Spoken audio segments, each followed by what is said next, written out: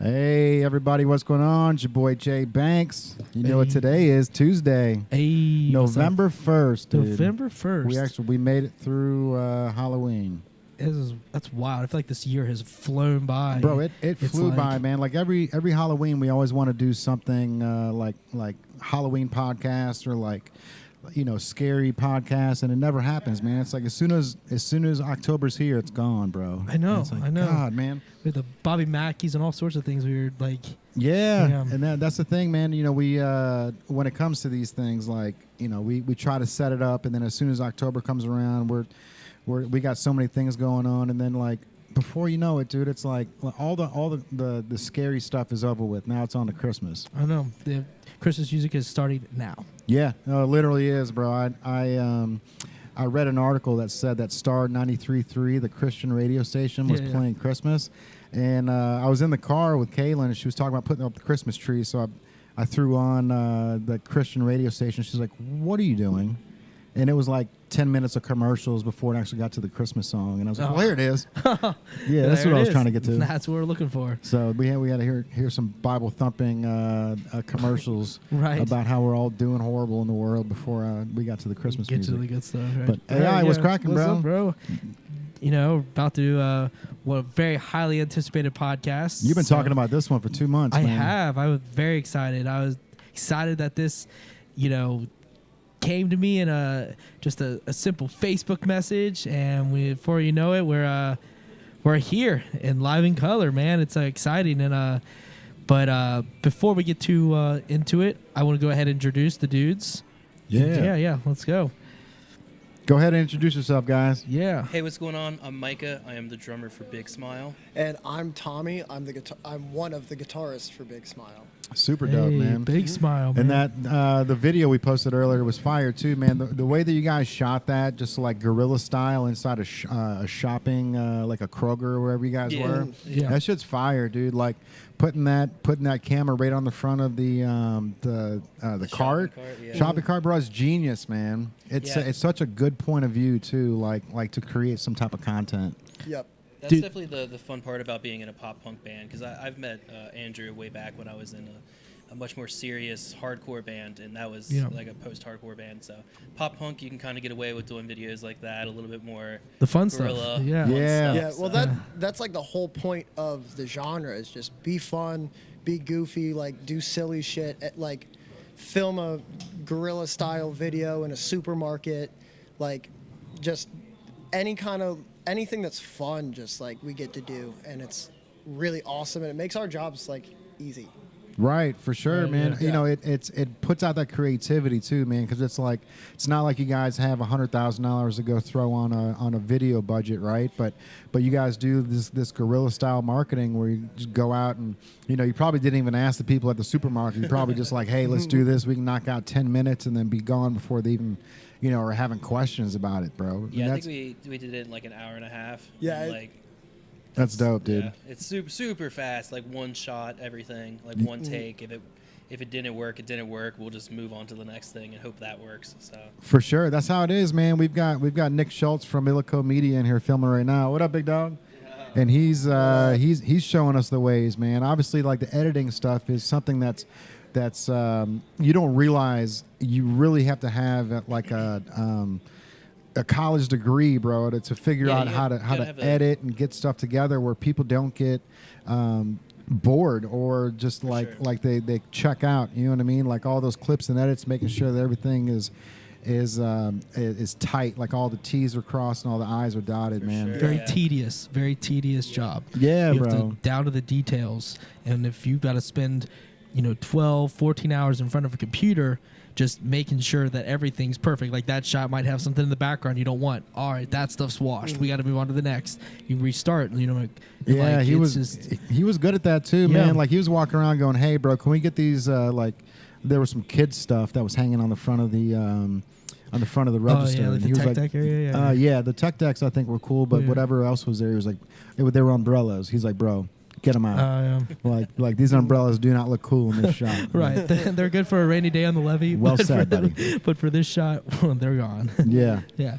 But that's one of those things, man. Like, you know, you got somebody like him, and you think that like it's so easy to create something, to put, you know, a 4-minute video on YouTube, but it takes, you know, weeks of editing and you know, cutting and pasting and making Prior sure that knowledge everything. too is like the big thing too. Like, Seriously, to be able to get something done in an hour and a half, you have to have a, you know, a director and an editor that are like have done it before. And Oh, they know yeah. how to speed it up and really get it done. So it's not the easiest job, bro, and that's the thing. No, like it's you see people filming, you're like, man, that's cool. I would love to do that, but you don't see Nick in his house for the next 14 hours sitting in front of the TV, you know, just like clicking buttons, bro. Delete, paste, Right. copy. I got to do this over. Hotkeys. Yeah, literally. you guys seem like you guys got it down. Like you know what you're doing. Yeah. It's copy paste and some hotkeys. Yeah, that's it. We got it. Yeah. Right, magic. Easy.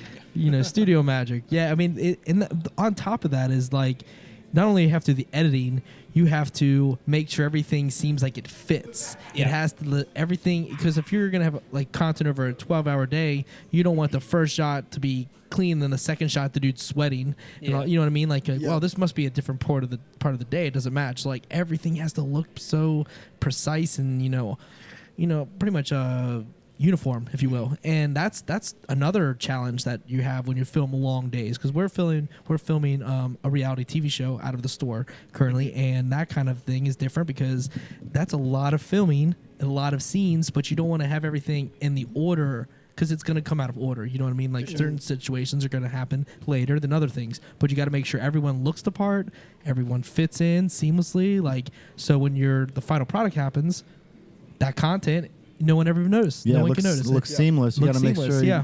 you know, you don't have the hat on backwards half of the episode, you know, Right. things like that, man. My hat was on backwards before, but it's in the front now for the podcast. You know. Yeah. That Gotta works. show though. off the brand. That's exactly. You already know. But I want to go to you guys. So, you guys are performing on Friday, Yep. right? So, when was the last show that you performed before this Friday? When was the last time you guys? I think it's been a little while. We've been doing a lot of like behind the scenes stuff recently. I think it was actually at Madison Live. Oh, okay. Was it June? Yeah, we did a lot of we did two music videos in between since the last show, and Been busy, okay. We've went to the studio since then. It's been a while since we've actually played a show, but I do think the last thing was actually at Madison. Yeah, but it was yeah. long enough ago to where it's not like a huge big Hey, deal. what up? You're more welcome to pop back behind them. The camera's on them right now. But yeah, so when you played the last show, was it was it a local show? Was it a national? It You was- guys are It was the support for? Mutant League 10-year anniversary tour. It was Sell Your Scores was on it, so it was like Oh, okay, kind of yeah. local. Like they're from right around here. Yeah, they're but solid then, dudes, for sure, yeah. Chief State and who was the other? I feel so bad because they're a fantastic band. Their name is just slipping my mind right now. Yeah. There's a lot to think about. Yeah. I'm bad with names, like band names, personal names. Wilmette. It was Wilmette. Okay. And they're fantastic. All three of those bands, amazing bands. Shout out, yeah. It was so much fun playing with them. But yeah, it was a great show the last time we were down there. We're really excited to be back again. Madison Live's the whip too, bro. You guys really turned that place out, man. Turn it into a local venue spot, yeah. bro. Signature Like, spot, yeah. that rooftop is fire. Like there's like the last party you threw, dude. Like when I walked in, like A Kaylin, birthday show. yeah, Kaylin was like, everyone's here for Andrew, and I'm like, bro, like I got choked up. Like, man, this is crazy, bro. Like, guy's got a whole nother life that you know he leaves outside of Native, man. So it was really cool seeing 2 floors. Yeah. Both packed with music All on the genres. second floor and the first floor. Yeah. And it was packed, bro. Like, once we got through the crowd and started going upstairs, Kaylin's like, there's more? And I'm like, yeah, I think there's more people, too. Yeah. And when we got up there, 2 like, there was floors. just as many people up there, bro. And Dude. it was insane. So Thank you. And Thank you. So you didn't mention that this is your party or your event that you're throwing on Friday. Yes, I'm putting the show on Friday. Big Smile are the headliners. They're releasing an EP. And we have Soft Spoken, some more homies of mine that are playing. Friday Giants, Lay Low, and Lost Henry. Yep. They'll all be there. So I haven't got a chance to check out Lost Henry in person or Lalo, but I've seen Friday Giants and Soft Spoken my fair share of times. Great bands, super solid, top to bottom. But it's kind of a mixed genre show itself. Yeah, for to sure. a degree. Yeah. I mean, it's more because we put that EP out. Yeah. And we kind of wanted just to do some stuff with some friends, and Yeah. you know, we weren't really like locked on trying to make it a pop punk show. We were like, oh, like love the guys in Soft Spoken, so we definitely want them on and stuff like that. So I was so excited when I saw them on, because like you guys got to choose the lineup. Like you guys did the whole thing. I was brought. Scooter messaged me, like I said, he messaged me on Facebook because I reached out to him months and months ago. I was like, hey, I'd love to do a show with you. You know, just I mean, we had Big Smile on DVC back in the Digital Venue Collective, for sure. and we go way back. So I was just like, I'm gonna reach out to Scooter, like maybe something can happen. I'm like really in there now, like I really, because I took a little bit of a break from booking shows there for about a year, but then I got back on it. You know, dad life took over, but I got back on. And I was like, you know what, Big Smile, that's where I want to go. They're the future, and reached out to him. He's like, we're busy right now, can't do it. Then I got that message one random day. I was like, he's like, I want to do the EP release with you. I'm like, I literally saw my phone. I was like, yeah, you were stoked that day. I was bro. so excited. It was like, this is real talk. Like, I mean, there are a few bands that get me hyped, and that you are one of them. And it was just like, we appreciate that for sure, without a doubt. I mean, that is. It's well deserved, It's right? well deserved, man. Yeah, they Thank put the you. work Hard in. work. Yeah, for sure. We'll And sign some stuff for you later. No, I'm just kidding. I've known Andrew for what, almost 10 years. Yeah, somewhere about 10, somewhere in there. in that ballpark for sure. Yeah. We need to get an autograph wall here. We should. That would be tight, we had one in the original store, and I was it's right by the pisser, bro. So I was like, I was taking a piss over there, and I'm looking at the wall. I'm like, damn, bro, we got some like bangers on the wall over here. Right. Like we need to redo that here so we can at least have like a memory of everyone that's come in and been a part of the podcast. Instead of the wall of shame, the wall of fame. I would, not to push you to do that, but I would be so stoked to be the first person to sign this wall. We'll figure it out. I would So be stoked excited. to apparently be the second person to sign We'll this do it wall. at the same time. Right. Maybe Hold we hands. should 3, just 2, 1, right up on go. that wood. Yeah, that'd be I'm not sick. opposed to it. The thing there's going to be speakers there originally, and now it's a totally different thing. Right. That's crazy. You know what's crazy? So the speaker bot was we were supposed to put. I didn't even think about that. That's crazy. Because it was going to be a speaker wall there, and then became a speaker bot in there, and we've had Yeah. So a quick backstory, bro. When we were building the store, the levy gave us money to build it out, and they told me to give them a wish list. They were like, hey, whatever you want for the store, like write it down. And so, like, we got giddy, bro. Like, new podcast equipment. We need these mics. We need these headphones. We need a robot, like We need that's the third thing. A 7. The podcast. We need the lights. We need the cameras. Robot. Yeah, We need the, bro. And it was funny, man, because like we had like an 8-foot robot on there. We had all of our mannequins were robot mannequins, Dope. and they literally came back and they were like, we can't do any of this. Like, what are you even thinking? Like, you want us to pay for a robot? Like, and it's like, okay, I get it. Okay. You guys wanted the wish list. You got to start your expectations high. Hey, I shot for the moon when they said wish list. I'm like, bro, everything's gonna be brand new in this place. You know what I mean? Right. I mean, we shot pretty far. We were trying. I mean, we were shooting for Mars. We're just hoping to land on the moon. You know what I mean? for So sure. like, and that's the thing is like when you have a dream and you have something that's creative and you're trying to push far, people aren't going to get it until they see it and they see it in reality. And when they see it in reality and they see what you're capable of doing, and just like we were capable of doing this, then all of a sudden, then the books open up. Yep. Things start to change. Then they're like, all right, this is the real deal. It only took us having to prove ourselves, which we did. Proof of product, sure, yeah. and we're here. And I mean, now like we're getting to the point where we're getting, it's one of those things when you're see success, people start to give you like some leniency kind of thing, like, oh, we want to see more of what they can do, and that's where we're at, and it's an awesome position to be in. Yeah, I've been here before, and then Tommy has not been here, so I was telling him on the way here, like, oh man, like you're gonna be blown away by the inside of this place, like you're gonna love this, like you're, and this is the first time I've met you. Obviously, I've known Andrew for a long time, so I was like, he met Tyrell. Yeah. So I was like, Andrew's great. Like this place will be cool. Like you'll love it. So I think, how did your expectations go? Dude, like, it's a super dope spot. Like the atmosphere in here, the clothes, the like clothes themselves are fantastic. Like Appreciate this is it. all so cool and unique. Like I don't know of a lot of other places that have like the secret back room. Right. Shit, am I allowed to? Yeah, say sure. Oh yeah. Oh, yeah. It's public You're knowledge. good. It's just if you know, you know. It's the biggest if you know that Yeah. I've ever seen. Really, Yeah, if you it's- know, you know. Such a cool, unique little concept of having that. I appreciate it, man. Amazing little spot. You know what I like when he asked you, the first thing you did was like you looked everywhere, and it's not. And that's what we're trying to do here in the Such a store. great- Is like it's not Yeah. like if you go to PacSun, they got shirts from floor to ceiling. They're stacked up 2-3 high now, Yeah. right? And it's like the whole place is like buy. But like this is like. Somebody came in earlier today from LA, and he was like, "Man, this is like an art gallery with clothes. Yeah. Like everywhere I look, there's a piece of art on the wall, and there's a story to tell, and it's like Yeah.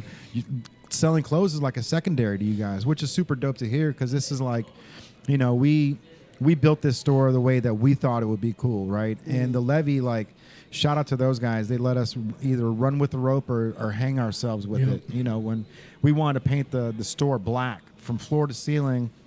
Professional painters were in here, and they were only doing the top half. And me and Andrew were like, "No, player, it's got to come all the way down." And they All were the like, way down. "Oh, dude, that's a terrible idea. Like, we do this for a living. Yeah. We paint like storefronts for a living, and no one ever wants to do black." And they wouldn't even do it, bro. They asked the Levy. They wouldn't do it right. And so the next day we came in, and this bitch was black from floor to ceiling, and I was like, all right. So Right. even the Levy, like even though the professional painters went back and said this is a bad idea, And that guy came back. and the guy came back and said my son would love this store, and I was Yeah. like, exactly, dude. Like, Yeah. you know, you're cutting us off before you even see the finished Yeah. product. He You know didn't what I want to mean? paint it, bro. He did not. He didn't think it made any sense that it was full thing. Just half the store be black and the top would be like as it was. But like no, top to bottom. We want the contrast of the black in the front and the white in the back kind of thing. Yeah. So like that was our thoughts. But he was like. His Oh, it's a terrible idea. His I nonverbals, do this for a living. his face alone was like, that doesn't make any sense. And we're like, it does to us. Like, Yeah. when he just didn't get it till we got it. If you know, you know. Yeah. Right. If Sure. you know, you know. And that's the beauty of it is like we're almost at the point of like we surprise people there, but now we're at the point where we're gonna raise our own expectations and push it, you know, even further. Because when we came out of the gate with this, it was like, oh, no one even seen this before. And now we're like, all right, now how can we up our level of game? You know, keep the ball moving. We're not here to stop. We're Yeah. just getting started. You know, For you know, sure. you know what I liked, bro, was when Tim Perry shot us down for the robots and the robot mannequins and all that stuff. And it makes sense, right? Like someone's not going to be like, bro, I'm not going to spend Yeah. thousands of dollars to I build get these it. weird things. But then when he came in and saw that we did it anyways with our own cash, like the look on his face was like, all right, player. Yeah, bro. Yeah. Show him what's up. Like Show it him was what- it like his look on his face. It was, to me, it was like a proud dad moment. Yeah. You know what I mean? Like That's he how I came felt in too, and yeah. he didn't like give us a high five and say, oh, this is awesome. But you can just tell that he was like almost his baby, right? did Like he's it, looking yeah. around and going, this is it, man. Yeah. Yeah. So And we still here. We killing Still it, man. here, doing bro. our thing, man. And not only are we still here, we are making gigantic leaps inside of being here. We're pushing the podcast more. We're shooting the reality show. We're doing we're trying to do some more commercial stuff. We're trying to get people on so they can advertise and sponsor the podcast if people want to get their advertisements in. So we're trying to really push what we built a great base. We built Yeah. a solid base, and though it's an awesome base and we're feeling really confident about it, dude, we've got a whole pyramid to build. we're man. still in the It's- minors. Yeah, It's we are. always helpful once you get that nice little base, branch off, have all the different, every stream of revenue that you can Yes. is That's- helpful. Even if it's something little, every extra Yeah. thing that you can 100%, bro. accomplish. More It, more arteries to the heart, bro. Yeah. That's how we describe it. We've got this big artery that Nate is bringing in, but now we can do a fulfillment center. We've got the DTG printer, so we can print your merch. We can print a restaurant's merch. We're actually getting a beer together too, man. We're gonna have our own native beer. Oh, Oh, that's awesome. Hell Yeah, yeah. which is I'll super have to give it a dope. try. Oh, bro, it's gonna be fun, man. We're gonna be teaming up with 16 lots and doing a 513 beer for Cincinnati. So Sick. Hell yeah. Yeah, then if you need us for anything music-wise or anything like that, I don't know if you guys are doing any like type of commercials yourselves or anything like that. But Use a anytime track? you need, anytime you need any music and anything some of the tracks you showed me earlier, I'm down. That would be for sure. You want some that's catchy all of stuff, our, man. that's all of our new stuff. That we showed you, so. That's awesome. Yeah. Bro. Hush. But that's the cool thing, man. This place is like, it's a collective, right? This isn't a clothing store. So for people like you, if you need to come down here and if you want to use the white room for something, since you got a connection with us, we won't charge you for it. We just got to bring you in on an off day that won't take too much money away from the store. But there's also a green screen in the back and another podcast area that you guys saw. So we're trying to get this place up and running for other people, not just us, man. Yeah, and so collective more. 100%, bro. Like there's so many people that want to like either do film or do editing or do some type of like video work or any type of content. And we've got a perfect spot here. It's like we built this for content. So if you guys want to be a part of it, and if you guys are watching, if you want to be a video editor or if you got anything, if you know any animation, that's the next yes. That's the next route we're going down is doing cartoons. That's a hard one. We've been in that spot before where we need animators, and they're hard to find. They are, but they'll find themselves. If the universe wants them there, they'll find themselves here. We'll make some great content together. We'll create a whole new thing that no one's ever seen. I promise you that. So for sure. We're writing it right now. We're getting the characters together. We're trying to bang that out, man. Like, and if the right person comes along, you're gonna find yourself at the seat of the table in a very nice seat. So like, cartoonists, hit us up for sure, dude. Yeah. All right, man. So before we get into the rest of the podcast, I do want to give a shout out to Donald Bump, man. Yes. Unfortunately, a good friend of ours. He came in on October 20th with some devastating news, man. He came in with his mom. He's an older gentleman. He's got 2 kids, but came in and the doctor only gave him like a week to live. And he popped in and his mom was like, he just wants to be around good people. So we brought him in, and then we were going to podcast on Saturday with him. The whole crew was going to come in, which I appreciate everyone wanting to come in on the day off to do it. But he wasn't able to speak. His voice was gone. So we were going to try to get him on Tuesday, and then he ended up passing away, man. Oh, man. That's tough, man. Yeah. Great dude, man. He was a great dude, man. Even my wife was like, man, he's like a rarity. When you get these people that are just like they're bigger than their bodies give them credit for. Yeah. You know what I mean? Yeah. So Donald Bump, Hustle World, shout out to you, man. It was a tough week for sure. But also, man, last night Takeoff was killed. I know. Part of Migos, which is crazy. 28 years old, man. He's your age, bro. Like older than us, yeah. Didn't even get a chance to live his life, bro. Like, right. He's done. He's found his fame. It was time for him to take it to the next level, whatever that was, and taken like so soon, man. It's like, even because I heard it was part of a like an accident shooting. It wasn't like directed at him or whatever the case may be. It doesn't matter. That situation could have been totally avoided with just, like knowing the situation, like people pulling any kind of weaponry out, man. Like it's very. And I saw the video, and so it wasn't like the gunshots happened quick, but what happened was Quavo was in an argument with somebody. So Quavo is Takeoff's uncle, right? Yeah. And so there's 3 of them in Migos.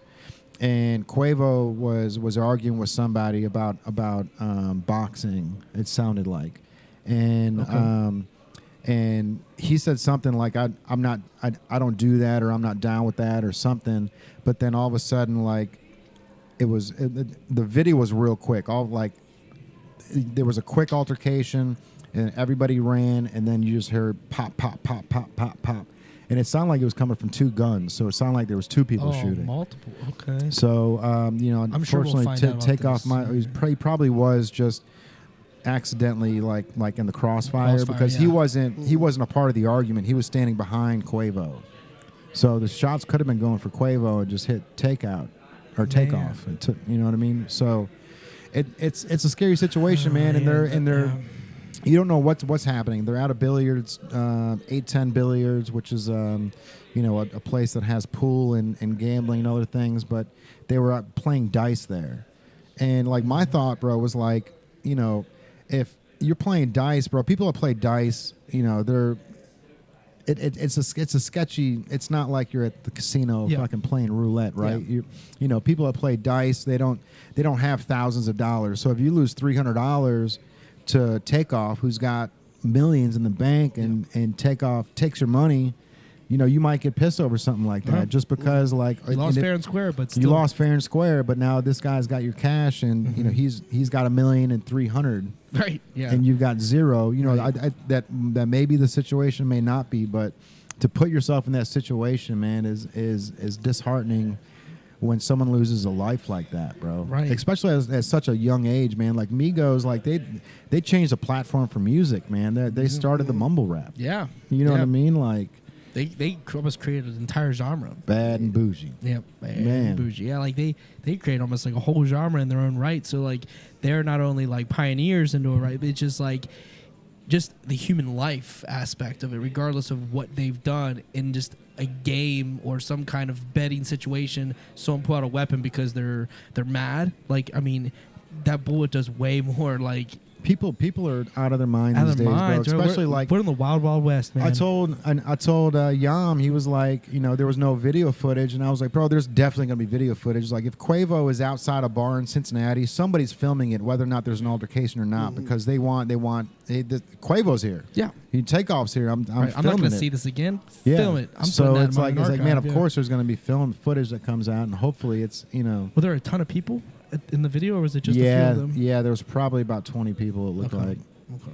Yeah, but they were outside the bar. They weren't inside it. So apparently the bar was closed. Like, it was like 2:53 when it happened. The bar was already closed. Okay. Yeah. So there's outside arguing, man. I don't know.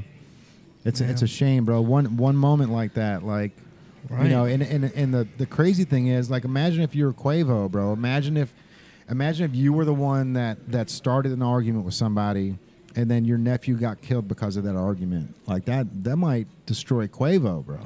Depending on what the situation was. Seriously, yeah. I mean, he's gonna live with that. I mean, for the rest of his life. So it's like the night terrors and everything that comes off after this. Like, I can only imagine what he's feeling at this moment. Shout out to Quavo, man. I'm sure you're dealing with a world of pain, and I'm sorry it happened to you. No one wants to see. I mean, life is precious, man. We had someone a couple weeks ago that was on because they were part of human sex trafficking. That was crazy. That was crazy. Yeah, she was on the podcast, and Kim is awesome. And like, it's like those lives are just being taken advantage of, and just things are happening, and we need to appreciate each other, because life is very, very short and precious. And even though it feels long, it isn't. I've got a little girl, 3 years old, and I feel like time has flown. These 3 years are the fastest that time has ever flown in my life. I can't even explain to you. So like, it's so precious, and I don't know. Quavo's probably just like, who knows? He might go on a whole new. I mean, he might release a whole new level of music now. Who knows what's going to happen from this? This is a. I think they were just about to drop some new music too. Yeah. I think. It's wild, man. It's wild. It's a shame that people are quick to pull out the gun, man, because that's such a permanent. Not a solution. It's not a solution. It's a permanent decision. Yeah, on such a quick moment. It's like, and like I said, everyone's filming, so it's not like this dude's gonna get away with it. This dude's gonna end up getting arrested for murder, and he's gonna go to jail. He's gonna be one of the most hated dudes on the planet for killing a superstar. Yeah. In a moment of rage. Yeah. That's all it is, man. I was drunk, bro. Like, you can't, like, that's not an excuse for the judge. They're not going to buy that. Right. Just don't pull a weapon out unless you have intention. Don't bring it, man. Don't bring the damn gun. Don't bring it in the first place. Right. There was a bar here in Cincinnati 2 months ago where the bouncer didn't let the guy in, and then the bouncer got shot by the guy that he didn't let in 5 times. And it's like, why do you think he didn't let you in, bro? Like, you were either carrying a gun or you looked sus anyways. Yeah. And so he didn't let the guy in, and then the guy shot him 5 times in the back. Yeah. You can't be out do you here know what doing bar your that was? job. I didn't. That was Rusconi's. Oh, okay. Rusconi's right on 6th Street, man. Not even in the hood, bro. It's like Not right even, there yeah, where it's all the not in the hood. hotels are. Yeah, it's in the middle of downtown. Yeah.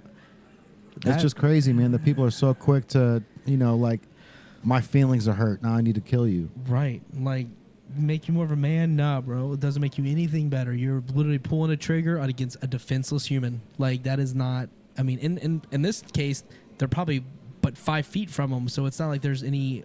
you can't get away from it. You're just dead on sight if that's the case. Like, and on top of that... to even think you're leaving your house because you're bringing the gun with you. You weren't. I mean, it's not attached to you. So like, you're bringing it out of your house within what intention? Like, you think people are gonna come at you? What does that make you look like? Like, why are you coming out of the house in the first place? Someone's gonna come up on me. Like, what are you getting yourself into that people are gonna come up on you, man? Like, those are things people they're not thinking about it. And now, like you said, dude's going to jail, going to probably be the most hated man in jail, and who knows how that experience is going to be for him. Like, I don't know. It's not my way. I'll stick with the passive side of things, and let's go with that. I mean, yeah. For sure. Sad. Really sad. All right, man. So what do you guys think about Kanye, bro? Yeah, let's talk Kanye. Let's talk Kanye. On this at all. This seems like I should have wrote down Kanye and the things not to talk about on the sheet. I think it's like a good time for a drink of water. Kanye's such a dangerous topic. Like, because we're here for it. I'm staying out of it. You can. I've got cancel yourself over there. I've got a good theory about it, man. I think he needs to be the face of like mental health. Well, I would have agreed with that at a point in time, because I do think there's a part of me that goes out to Kanye, because you can see that he's not mentally well. Right. And you he's struggling in some form or fashion. Yes. Who's to say really what is happening that has led to this? But it, just like so many celebrities, I'm sure he's been surrounded by yes men. Oh yeah. That made up excuses Scared for to say all no. of his behavior. They'll be fired if they say no, probably. So there's a big part of me that feels for Kanye, and especially up until recent events where it was this dude needs help. Right. But now it's he's gone so far off that I feel like even if we do use him as a face of mental health problems, it's just going to add to the stigma that already exists around. I see what you're saying. We all know people who are suffering from different mental health disorders, bipolar, whatever. And I know no one who has gone on anti-Semitic rants. Right. On for Twitter. sure. It's so beyond defensible stuff that it's hard to continue to try to empathize with the character that is now Kanye. Right. Even if you ignore the shit killing Pete Davidson in a music video because he's dating his ex. All this bat shit. That's my dude. Now you're in the Kanye talk. Welcome. No, I just like Pete. Pete's the whip, bro. Pete's a victim of... He's a product of it, yes. I used to do a lot of stand-up comedy, so I've met Pete a few times, and he's always been very nice to me. So dope, bro. Seems like a great dude. Yeah, I've always liked him. He's pretty much exactly what you see on TV. He's to me, he seems like one of those guys. He's just I don't know how I made it. Yeah. I shouldn't be here. Dude, there's a commercial that I guess with Burger King or the Taco Bell, yeah. And he say that he didn't even read his lines or whatever when the girl's talking to him. But that is such a Pete Davidson moment. He knows his character or whatever himself. I guess he plays himself to the Well, whether it's a character that he is really good at playing or that's how he is, he's so relatable. Yeah. Especially to the 20 to 35-year-old millennial Gen Z crowd of everyone's anxious and everyone's unsure of themselves. Yeah. And here's this dude who's internet's fault. Makes it funny and not makes light of it, but makes it kind of a more manageable scenario to look at someone who is also makes it dealing okay with to talk about. Yeah. He makes it. He definitely brings in a human aspect that, and like a realism aspect that you can't really get with a lot of celebrities, like the Tom Cruises, the Will Smiths, the ones that are like on the Mount Rushmore, if you will, of like the George Clooney. Yeah. Those are guys are like harder to They're achieve. like barely even people. Like if you met them, it wouldn't be like you'd feel like you're being talking a to someone like celebrity. who's To a like robot. beyond the like realm. approachability. Right. Where Pete's like, he's like, all right, I can be one outside smoking the cigarette Exactly. outside the hotel. Correct. Yeah, I'm the one that you're like, let's get shots at the bar, bro. Let's do it. I could drink with this guy. Like I feel like he could be hanging out with us down the street at Jersey's, whatever. And then at the same time, he can carry himself in that world too. Like he kind of crosses both sides. Yeah. Which is where He's a very good chameleon. He is, and that is where his success I think comes from. And I think he is being himself. But it might be himself on, like, if you will, steroids. Like, he's just like, you know what? I'm just going to be the most into the character. most eccentric version of me being, like, myself. That I get. Cool. Yeah. Like, I got however, I'm not exactly sure how he got his full start from the very, very, very beginning. But, like when these stars start at the Mickey Mouse Club level, like the beginning. But, like, he found a spot like, oh, I can just literally be myself because they like that. And then all of a sudden, like, I'm going to just add to it. I'm going to highlight all these different things, that the obnoxiousness, this I don't care and mentality, all these different things.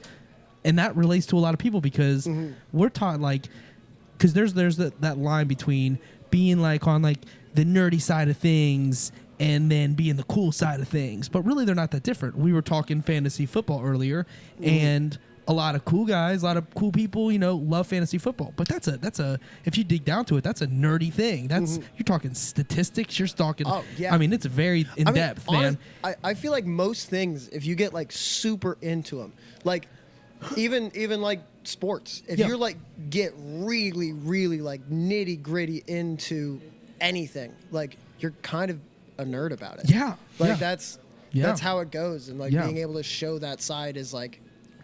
Cool. It is cool. Cool. And because that's very high school. We're like high school mentality, but it does continue. People do think that mentality. It does translate. Sure. Yeah. But at the same time, like if you love something, like probably Pete like loves being himself. He's probably like, I love being myself, man, and they love me being myself. So let's just say ridiculous. Let's just be ridiculous, and I don't know the line. I didn't even read the script. I'm just on this Taco Bell commercial for whatever. I'm just sitting on the counter. They don't do that. Like that kind of thing. Like that is there's something pure about relatable and pure about it, and I appreciate it. I'm here for it because that's not my role in the world. He's fulfilling that, and I'm here to watch it. Like absolutely. And Kanye's on the other end of that. Kanye is like that Mount Rushmore. Like you can't touch this person. He's just in this cloud realm that we're just kind of like watching. But he's quickly now, I guess, starting to like ruin his career. I guess that is. Bro, I knew we were going to get back on this topic. That's why I started to be quiet again. Yeah, sorry, but corner. Kanye is the catalyst here. That's the thing about Kanye is no matter what is going on, people are going to be talking about Kanye. Right. Yeah, I specifically said I will only talk about Pete Davidson. That's I wrote fair. It down over there. Right. He is. I mean, Kanye and Pete both are in a different world than we are seeing on the daily. And I can't imagine what Kanye has seen that twists him to the point of going the direction he's going. Because Kanye could have went any direction on the planet, man. I mean, I remember when Heartless came out, I was like, man, that's a jam. Like, and all these different tracks. Shout out to Kid Cudi who wrote it. Shout out to Kid Cudi. Yeah. I'm a huge Kid Cudi fan. Yeah, absolutely. But like the fact that Kid Cudi wrote, he was in the rooms with these people, he's able to continue getting bigger and bigger, and he got to this tipping point, I guess you could say, and what happens next? And he chose, you know what? I'm just going to go off the rails on purpose. Was it on purpose? I don't know. Was it? Because mental health is a hard thing to read. So I feel like to an extent it was on purpose because I mean, like. Careful. Speaking early in his career, like before he was doing, it's just an opinion. It's not a big deal. Yeah, before he was doing shit that was like going on the rabbit hole with us. Yeah, when it was just like outlandish, over the top, eccentric stuff. Sure. It was like you could see the like marketing mind. Like, how am I gonna get people to keep talking about me? And like, I think it was NWA was any PR is good PR. Yeah. Like anybody talking about you, it like keeps you cycling and it keeps you relevant. People live by that daily. And I think that it like started this like snowball of him like doing progressively more and more like outlandish shit until he built up the ego to think that he couldn't be wrong. Right. And also was like he had to do such outlandish shit to top the last thing. Yeah. That he just like is gonna power down this path, and now no one can tell him that he's wrong. So like, that makes sense. It sucks. That makes Yeah. sense. He made Graduation. Like, I mean, it's crazy. did. It's He crazy did. to think that he He took did. 20, 30 years to build the career, and within 8 months, just tarnished the entire thing, bro. Just like shit. 8 months, 2 weeks. Yeah. And Like I was saying the last 20 days, you said 20 years, 20 days, he's really like, he's lost. I mean, he lost the Adidas. He lost everybody. he lost everything. He lost everything. He Like, they took he him got off kicked the. out of Skechers. He did. Like- They took him off the billionaires list, but apparently something happened where he's been put back on the billionaires list. yeah, I've bro. heard. There's That's just weird. well, that was speculating how much money he's going to be Yeah. losing, but the house and everything, once you take everything into consideration of how much this dude's worth, he's still up there, bro, Yeah. for sure. Yeah. Yeah, it was like they made a big deal about it. I'm like, I'm nowhere near a billionaires list. I don't, whatever. But they just care about these fine lines that separate these people. But really, no matter these billionaires out there, you don't even know who they are because they own oil companies, they own different stuff. And he's out there. He makes, if you were to post a period, just a period on Twitter and just post it, people make a big deal about the period. What does that mean? You mean if they post that, no one cares. You own an oil company, you have tons of money. We don't really care what you're saying. But Kanye West, if you post anything, that's clickbait, if you will. People are looking forward everything for him. And on top of that, like, we have Jay-Z in the background who hasn't said anything. We've talked about that. Yeah. Jay-Z hasn't said a peep. I'm interested to see what he thinks about it. What are your thoughts on Jay-Z? What are you? I mean, Jay-Z's the GOAT, but Yeah. He's smart. He's gonna be quiet as a church mouse, bro. He's gonna be like Kanye's Kanye. I mean, that relationship was already fractured like for sure. years ago. So like, I'm not really even expecting too much. Like, why he's too smart to get involved when he's not currently involved. I Like, agree. Yeah. He's part of the Just stay secret out of it. society, bro. He ain't saying nothing. Is can't say Jay-Z anything. on a billionaires list? Oh yeah. I would. Yeah. He Yeah, owned for the sure. Nets. I'm sure. Oh, He's, yeah. Yeah. Yeah, I'm still he- working on it. I'm about $1 billion short. Yeah. Same. Getting there. Same. Getting Same. there. I gotta find some more zeros. Right. That's Yeah. it. They're hiding somewhere in the cash register. So I've got this theory, bro, Yeah. for Adidas. Let's hear So Adidas, when like Ye went on and I'm calling him Ye because I think that he's gonna have a turning point where he's gonna go back to Kanye West. I think he's gonna delete the Ye, and that would be a way to try to like, hey, this Ye thing, this was an ego. Kanye West is who you guys love. I'm going back to Kanye. Second personality. But for sure, Yeah. for sure. But I think when it comes to the Adidas thing, like when he was on the Drink Champs podcast, like he looked at the camera and he was like, I can say anti-Semitic stuff and Adidas won't drop me. And then he leaned into the microphone and he reiterated it. He's like, I can say anti-Semitic stuff and Adidas won't drop me. Like he said it almost like he was testing them to see if they would drop him. And now that they did, they called Foot Locker and they said, hey, pull all the shoes from the shelves, right? You're not going to sell another Yeezy. Now, the employees aren't allowed to wear Yeezys, which is, I think, bullshit. If you spent $220 on a pair of shoes, you should be able to wear them at your job, right? Yeah. But now they're not letting them wear the Yeezys either. Interesting. But like my thought process, Kanye, when he comes out with clothes, he's very mundane. He likes simplicity. Doesn't like logos. He likes dirt colors, like earth colors, shit like that. He likes the odd colors that you wouldn't find normally on the spectrum with no logos on it. So I really feel like this dude's gonna. Adidas said, "Hey, give us all the shoes back." Because in the press statement that they had, they said all Yeezys are ours, and we're going to continue to pull out to release new colorways and new designs. So my thought process is they're going to bring all those shoes back to the warehouse. All they have to do is get rid of the insert sole. That's the only place that Yeezy's got his name. Okay. The side of the shoes got the Supply 350. But nowhere else on the shoe is there a Yeezy logo except for the sole.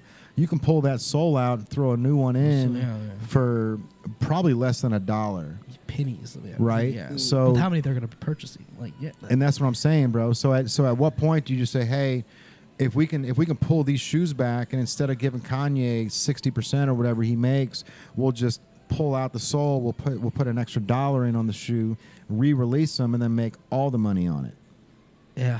See, I think that makes sense, and I think that's what they're going to do. But they didn't want to go out and say it because, like, if you go and say that right off the rip, Kanye is going to blow a gasket, and it's just going to be more fuel to the fire. So let's just pull the shoes off the shelves. Let's let the dust settle, and then right around Christmas time, we're gonna drop some Supply 350s. Adidas. Right. Yeezys, Yeah. What's Young Jeezy doing right now? Maybe he could use a shoe for the Jeezys. Man, what is he doing, bro? What is he? That's funny. Al B. Sure's been in the hospital for 2 months. I don't know if anyone can go back that far into hip hop, but Al B. Sure's been in the hospital for 2 months, and his son just posted it and said, "I want my dad out of the hospital as soon as possible." Al B. Sure Jr. So it's crazy, bro. Like you never realize what these people are going through, man. It's like we're going through this time right now where like all of our like action heroes are getting too old. Bro. Like Bruce Willis can't even Stopped acting. can't even do it anymore, bro. Like one of his last movies was filmed right here in Cincinnati, which was super dope. Marauder? Did you see that one? Mm-hmm. Oh, bro, that movie's fire, dude. And it's all like it's definitely Cincinnati. Like you can see that they're like robbing the Fifth Third building downtown, and like they've got like it almost looked like a Nipsey Hussle video, bro. Where like there's all these like SWAT around, and there's like SWAT teams running around shooting people, and they got like the Marauder masks on and shit. Oh, that's dope. The movie's fire, dude. It was really good. But it's weird, man. Because like you know, as you grow up, you see these people like we were talking, like they're almost like robots, right? Like you don't think they're real when you see Tom Cruise or Will Smith. It's like you're so starstruck that this isn't a real human. This is a star. This is someone that I see on TV. That is it, and like also like we also they say like TV ads a certain amount of weight. You have to be like the height is always hard to tell. When you see him in person, it's almost like a shell shock. Like, whoa, that person looks like that. Like, yeah, bro. They had what's his name? Fucking not Jean-Claude Van Damme, but the other dude that they always used to have jokes about, Chuck Norris. Oh, Chuck Norris. He used to have to stand on milk crates on the TV show that he was in. So he would look bigger than him. He's only like 5'6". When Sylvester Stallone shot Rocky, he had to stand on a milk crate for the fight scenes. That's crazy, yeah, dude. because he was supposed to be a heavyweight, but he's like 5'5". Like, yeah. Stallone's fire, dude. He's like 70. Like they busted him for steroids for trying to do Rambo. It's like, bro. He's doing steroids to resurrect one of the greatest fucking characters in history, right? Like let him take steroids. He's 70. He wants to rip people's heads off in this fucking movie, bro. How's he gonna do it if he's not on roids? Yeah, if you're not competing in baseball, which is pretty much the only one that they check the PEDs and all that. Like really, if you're not that's the only one they cared about. Yeah, that's only baseball. Baseball culture is its own thing. We could get into that all day, right? But like they need to update their game, I think. But for people to watch, but. Outside of that, if you're Sylvester Stallone, like, dude, take the steroids. If you're out there, Arnold Schwarzenegger, take them. Like, we want to see if you're willing to do that and you're willing to put that in your body and do it. I'm here to see what the human body can do with that. Like, it's not my place, but if you're willing to do it, like, I'm not here to harp on you. I'm not here to berate you. Dude, push human existence. See what happens. Like, and on top of that, like, you're gonna make it entertaining. Whatever you do, it's good. We're here to watch it. You know, you're entertainment. You want to be in that industry. You got it for a reason. People do Botox. They changed their appearance entirely. So, like, what's any difference, in my opinion? Like, I mean, Botox is totally accepted. I mean, Botox is actually encouraged in that world. Like, Botulism, bro. That's just crazy. Yeah. So, like, if you're able to do that with your body, as people are, women and men, it doesn't have to be either or. If you're willing to put that in, like, let's see what happens. Like, I mean, we're out here for it. And, but, you know, we live in cancel culture. We live in the internet era, so people have their opinions, and it's way more highlighted now. If you do something bad, you're on the front page, and everyone's here to make comments because they leave the comment section open. And those comment sections are pretty brutal. I don't know if you looked at some of this. Yeah, they're out there. People are savages. That kid was great, man. That couple right there with the maroon and blue over there. Yeah. They came in at like 1 o'clock, and the kid is he's handicapped. Mm-hmm. And he just kept telling me that he works at Kroger as a bagger in Columbus. Oh, and I'm like, man, I'm gonna have to come out there and see you, dude. He's like, come out here and see me. I'll bag your stuff up. Yeah, we'll open a store there. That's what I told him, man. I told him, I was like, we're working on Polaris Mall. He didn't care about that. He wanted to talk about Kroger. That's right. That was one of my first jobs, bro, out there in Kroger. Nice. Union Kroger. Yeah. It's now not in that same spot. I know, it's crazy, bro. Yeah. Union's insane. Union it's part of the major expansion. That expansion that they were talking about building all that back when I was in high school, dude. So all that stuff that they're just now implementing, like over there on 42, like close to Ryle, where they built the new. Yeah. There's supposed to be like Kroger? a whole. Yeah, there's supposed to be like a whole living thing where there's storefronts on the main floor, and there's gonna be apartments or condos above it. Oh, above it. They got a whole thing going right there where Mount Zion and 42 connect, bro. And they've been working on it for over 20 years.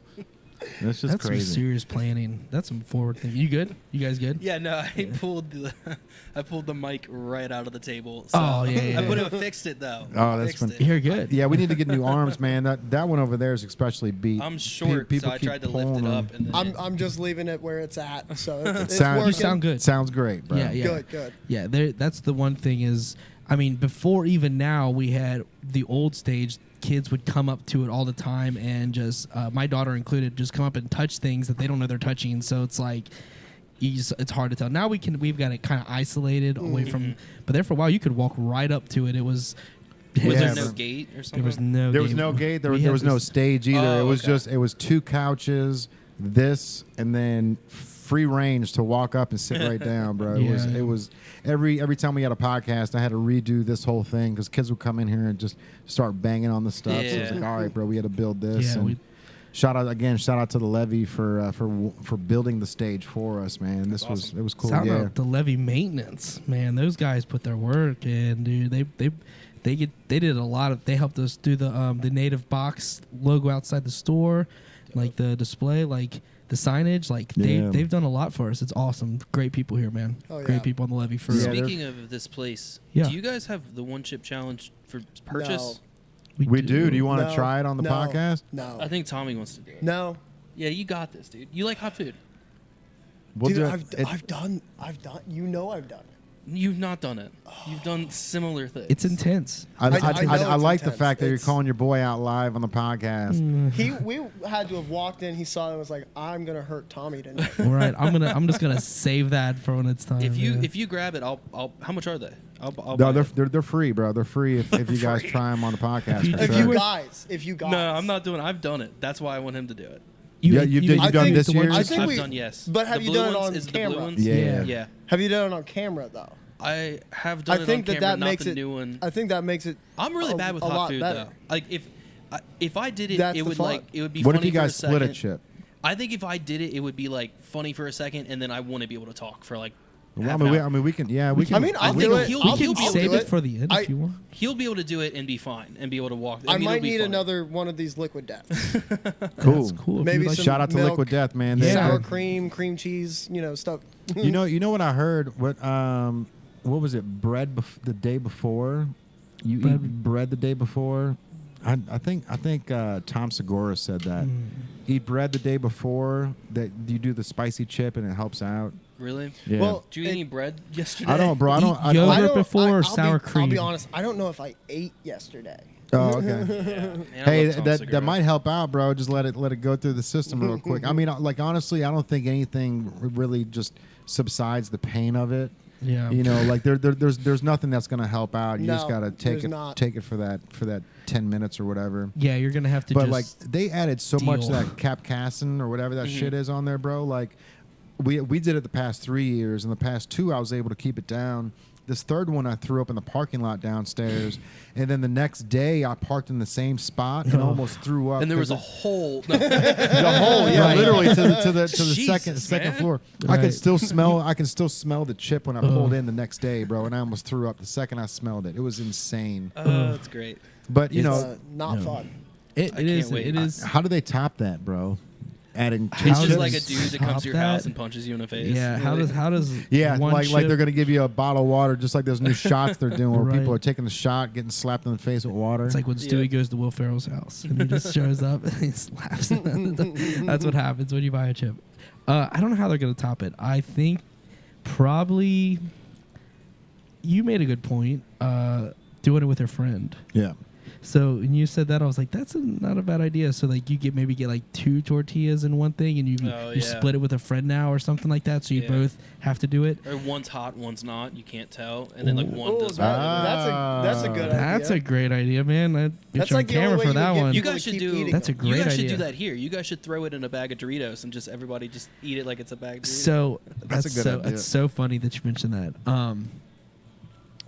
This girl comes in and buys one it was a while ago. I don't think it was this round. I think it was the last year's, because we sell them each year.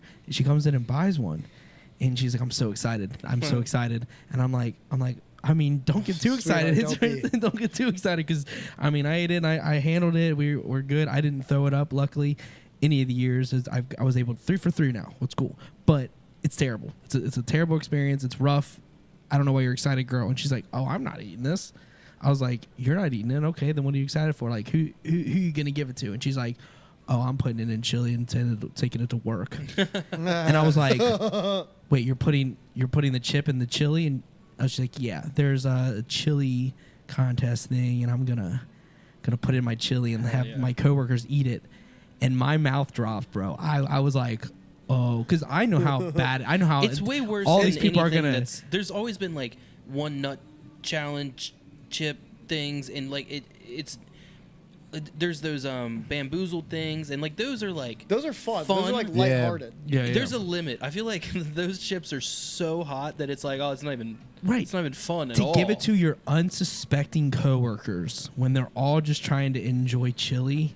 You know, Just like enjoy chili. Like we all are. on a Friday afternoon for the chili off, and all of a sudden one chili is about to just destroy the whole entire group. Because she was like, "I'm gonna break it up. I'm gonna mix it in," and she was telling me this in real time, and I was like, she already purchased it. She told me after she made the purchase. I was just like, "Yeah, like I make conversation. Who you give it to?" the whole staff's gonna be gone next day, Dude, bro. yeah, I never got feedback. I never got the outcome of that You know. situation. You know oh, what I know, happened. but I'd love to hear it from her vantage point. like, lot of sick days the day after that. oh yeah, yeah. So I guess that's what is the case. But I would just want to see if like anyone like came at her about it, because that's like you're not It's just heavy. throwing. You're just I not wonder throwing how some much- habanero sauce. You're throwing. I wonder how much it was. Like, you know, if the bigger, the more amount Yeah, of chili. it's It, Right.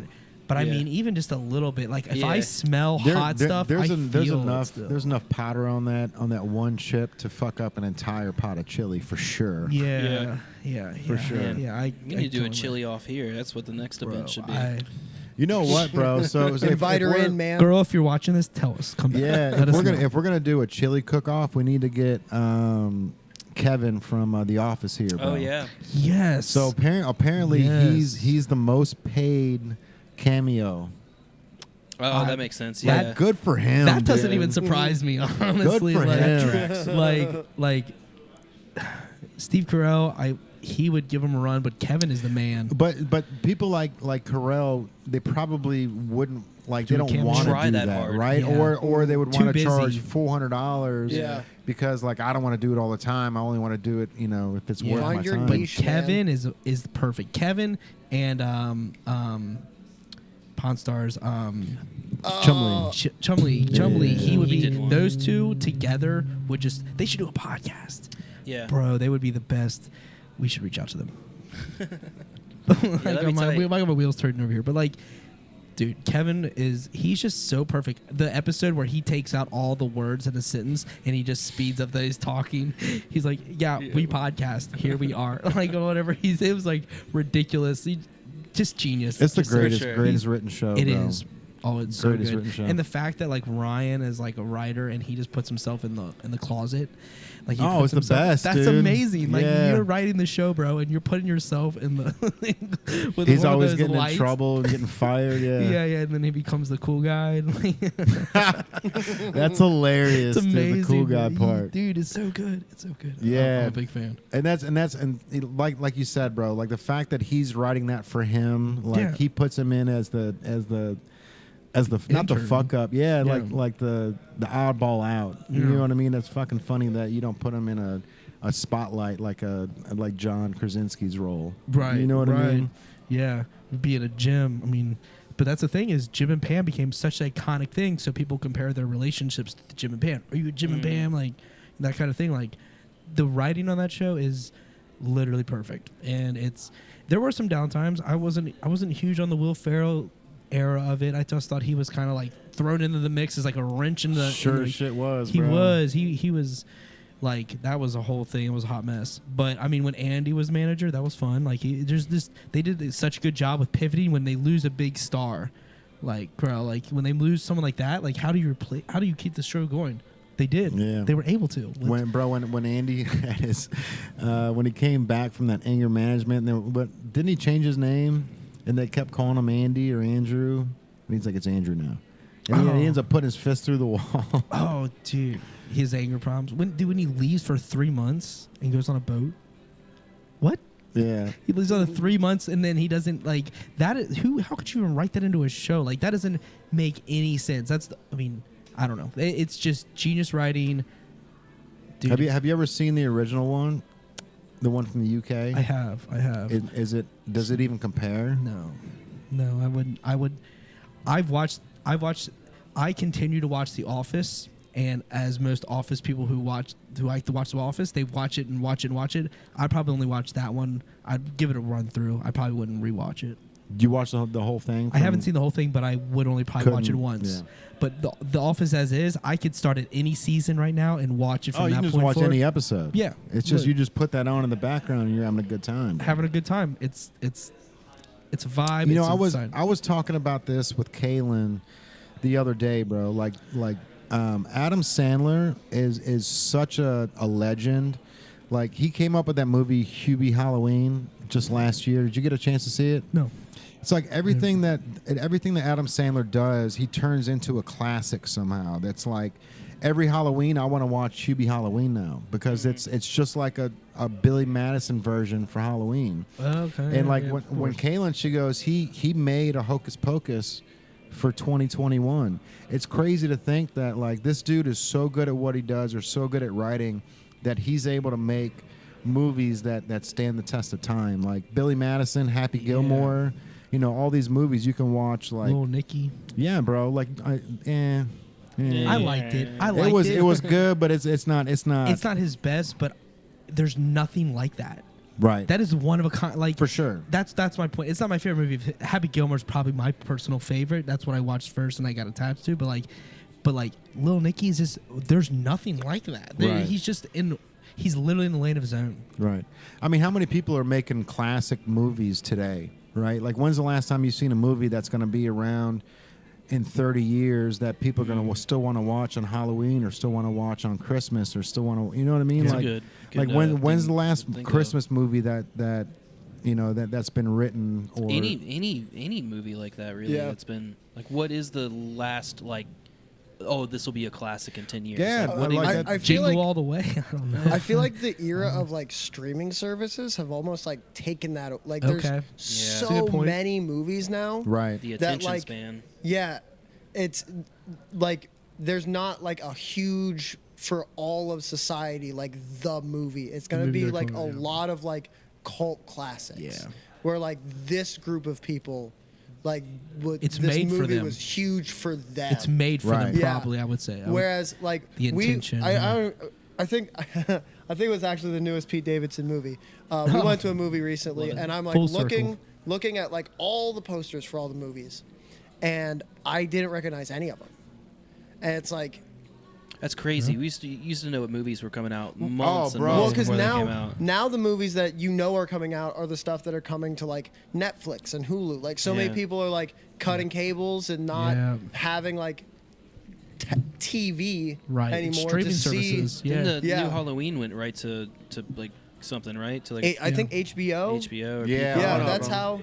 And thank God it did, man, because like everyone was talking about how trash that movie was. And Really? like, I literally asked somebody to go with me to the movies to go see it the other day, and they were like, I saw it on Yeah, HBO or HBO, Peacock whatever it or, was, yeah. or something like that. Well, it makes more sense that like more people are gonna watch it when you can pay $15 a month to watch. Yeah. Like I should this probably whole double check on that. I catalog. bet But it that all. was just an excuse. They were like, I don't want to go see this with you. I already seen it. Like, no, it was. it's everybody's like, this not on I mean- any services. I'm not going with him.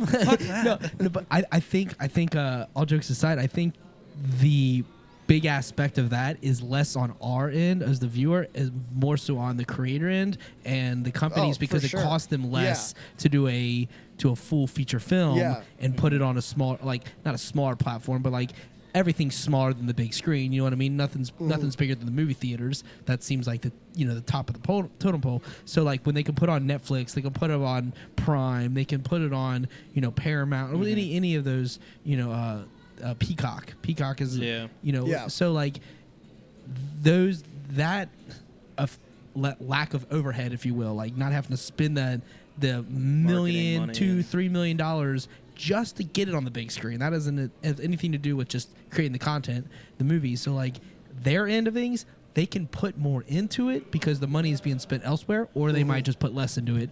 I don't know. It's their prerogative. But if you really want to get down to it, can you imagine a Transformers not seeing the big screen though? You know what I mean? Like Transformers, those bigger movies. The Yeah, big I screen definitely has its think, place. Like I don't ever think that like movie theaters are gonna like Go away? stop being a thing, because there's just not the same, like no matter how good the movie you're going to see is, there's not the same level of like romanticizing Yeah, the at like atmosphere. watching on your TV at home. Like the best you can do is like pop some popcorn, and then you're still just At the house. watching a movie At your at the house. house, which is great sometimes, but like It's not a you know, date. it's not not the it's not a experience, date. yeah. I'm gonna tell you. You do that too many times, your wife's gonna be like, "Why aren't we going on dates?" And be like, "Babe, this is a date. We're watching a movie." Right. Yep. We can No. only watch it here anyways. Well, Yeah. Like, it's we'll watch always- this later. Let's go somewhere else. Like, It's always going to be cool to like go to the movies and For like, sure. see it, When- but it's certainly a lot more practical. yeah. That Right. like stuff's just coming straight. That's to kind of how I streaming feel about services. drive-ins. I think drive-ins will always have a place, even though there's less, because less people want to.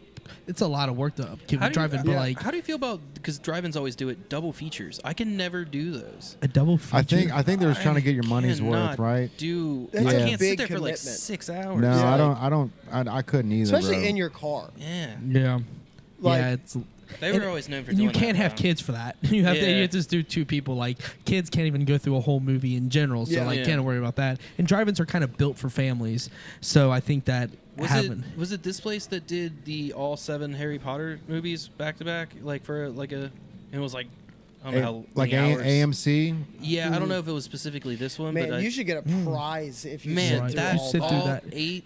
That's a crazy. prize. They should get paid. Like, Yeah. That's man, that's a crazy. lot of. At the end of it, Harry Potter comes out of the back and thanks everybody Right, for coming. exactly. I would be so Yeah. mad if it just like ended. I've watched all 3. I've watched the Lord of the Rings back to back to back, but that's just 3. It's Yeah. 3, and I mean I'm a fan, so it was easy for me to sit through, do whatever. But like all the Harry Potters, like, Yeah, man, that's crazy. I like them. I'm not the biggest Harry Yeah. Potter fan, but I like them. Like I mean, that's a watching lot of watching movies. 8 movies back to back to back. To back, like, I mean, even a if they're- bathroom break and a food break. Even that's if they're about it. only like 2 hours each, which they're not, there's like they're a lot longer than that. Yeah. That's Minimum like 16 hours? That's 2/3 of your day. That- Just sit yeah. down.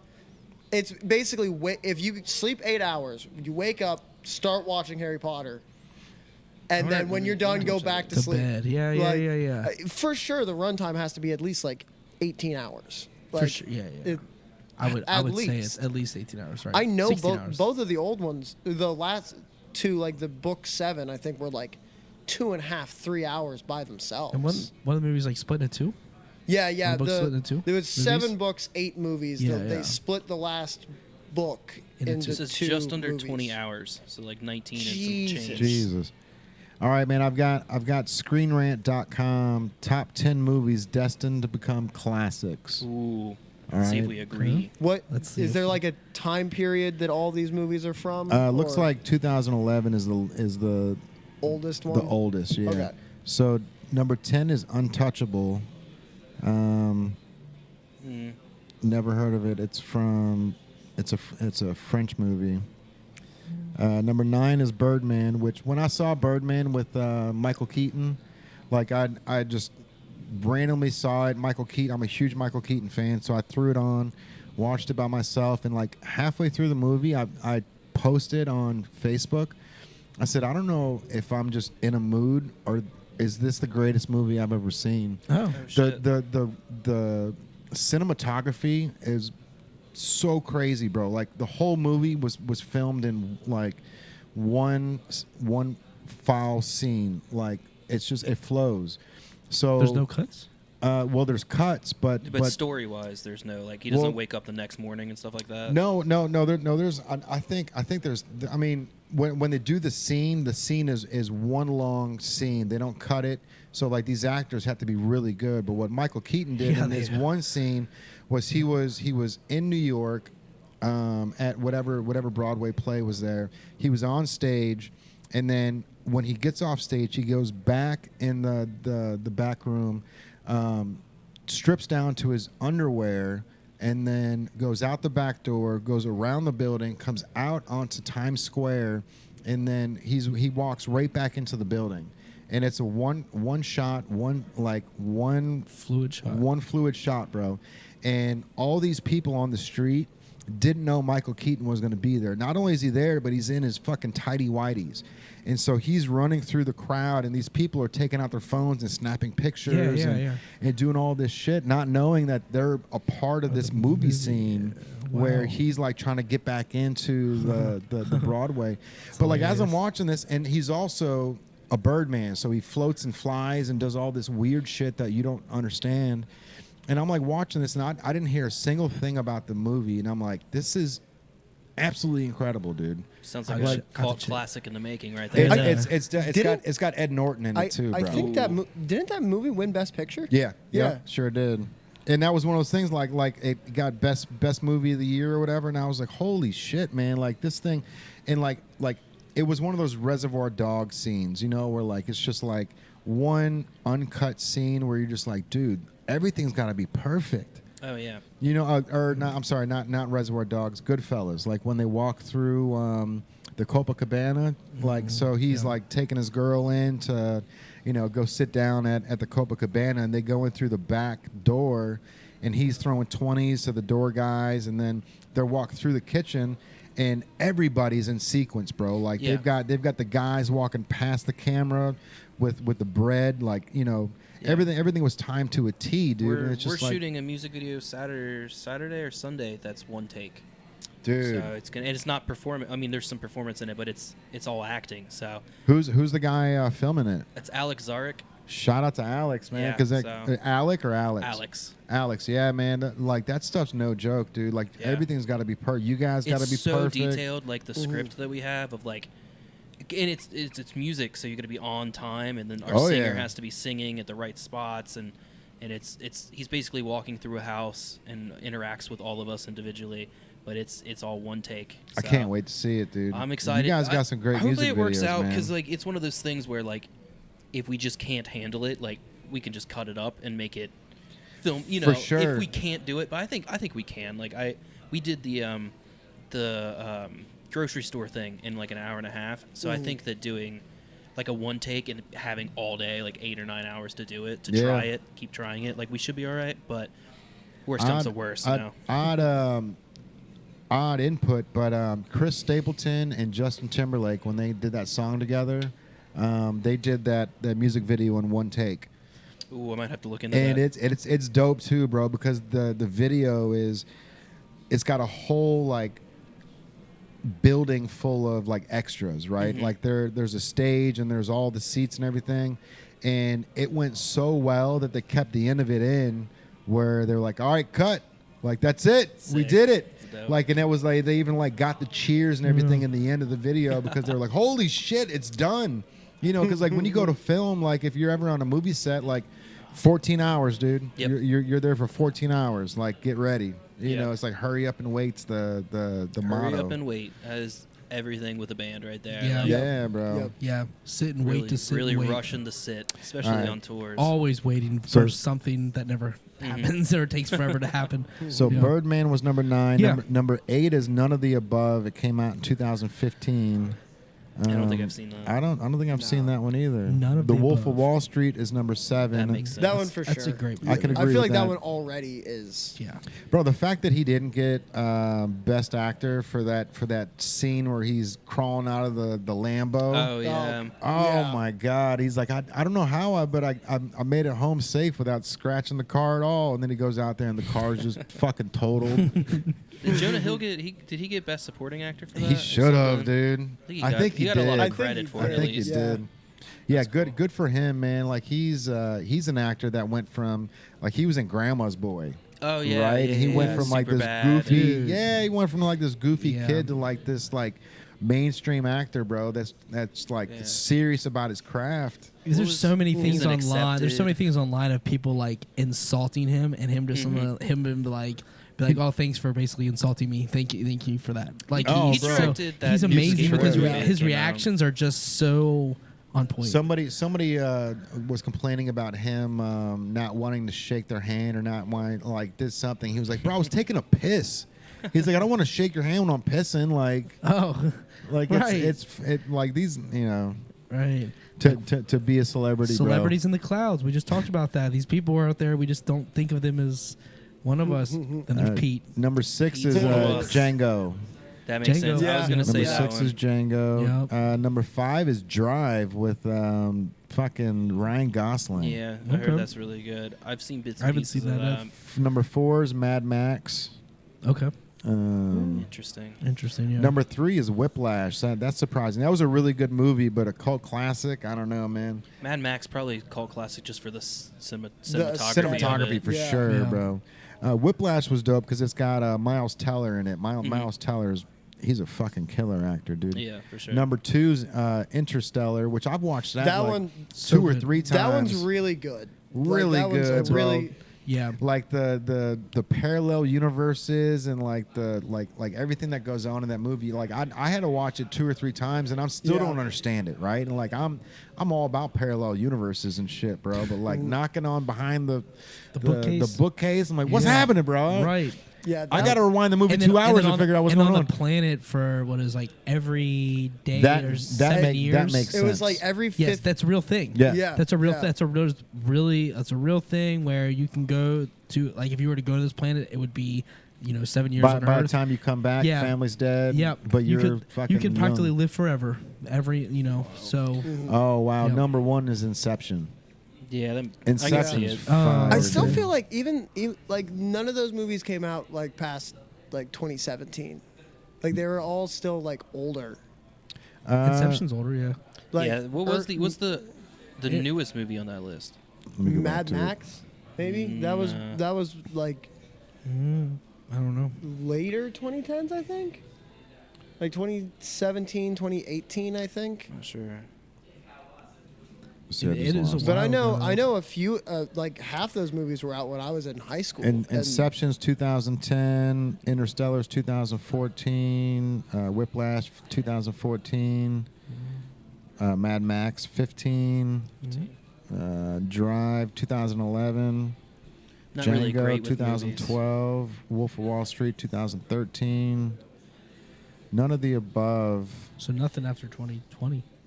Yeah. Nothing 2015 is the highest. 2015. Yeah. That's still a while ago. We're talking. We're Damn, approaching Birdman came out in 2023. 2014. That doesn't make sense. Did it? 8 years ago?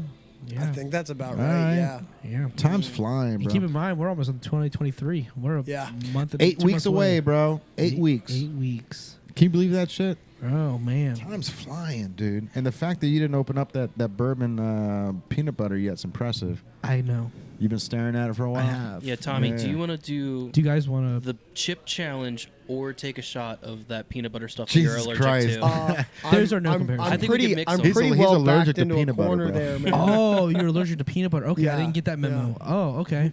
How do you like? How do you Live. navigate? How do you navigate through life? Let's hear that because I mean- peanut oil is in most everything. I would say in fast food. It's in the actually world. not that bad. Like there's It's not? only like Okay. a couple places that I like have to stay away from. Okay. And even like a lot of places like I can eat at like Penn Station even though they cook their fries in peanut oil. It's just like places where there's like a cross contamination risk. Like Right. and My plus thoughts, exactly. it's always been like this. So like I haven't What I about don't the feel like show? The show you played where they made peanut butter? Oh my god, that sandwiches? train wreck. Yeah, I so I Tell have us, I tell us. have a little solo like acousticy gig that I don't really do it anymore. I did it kind of out of necessity. I was between bands, so I just was like, well, fuck it. I'm just gonna write some songs and play them by myself. Acoustic music's dope, bro. Well, first off, And- I always me and him tour together a lot, so I always wanted to. He doesn't have an EpiPen, and I was like, I want to spend the money to get an EpiPen. Just And in he's case, like, we're bro. never. When are we ever gonna be in a scenario where I need an EpiPen? So You it's about to this tell us the tiny, scenario where tiny you needed little the EpiPen. DIY venue, and it's like a very unstructured show, and they like interrupt mid show, and they're like, "Hey, we're gonna make peanut butter and jelly sandwiches on stage and give them to everyone in the venue." And I was like, "Oh, this is fantastic! This is awesome." They're like, "We're gonna touch this mic that you're gonna have your mouth like next to, Oh, yeah. like." So what happens when Yeah. what happens when you do you have to eat it or can you just touch it and so you have a reaction to it? I don't really know for sure because it hasn't. I had like a minor reaction when I was like 2 years old, like real little kid. I seem to be fine like if I'm just around it. So Starts to choke right now. Interesting. See, I can be in the same room and not even really. I'm allergic to cats. Cats. I thought you were about to say peanut butter, and I was like, hey man. No, I'm not allergic. I, little Don't heads steal my up there. thunder. no peanut butter and jelly. I'm here for it. No, that's a great tour food. Peanut butter sandwiches, save Yeah. on tour. They're great. Yep. But cats is where I'm at. Because dandruff kind of floats in everywhere. You know what I mean? So, Oh, trust me, I'm allergic to cats and I have Are them. you? So, dude, see, I have no kids. I have 3 dogs. That's where I'm at. I'm gonna stick with my 3 pups. But cat, it's crazy because it's like a superpower. I can be somewhere and I can know if a someone cat's has there. a cat.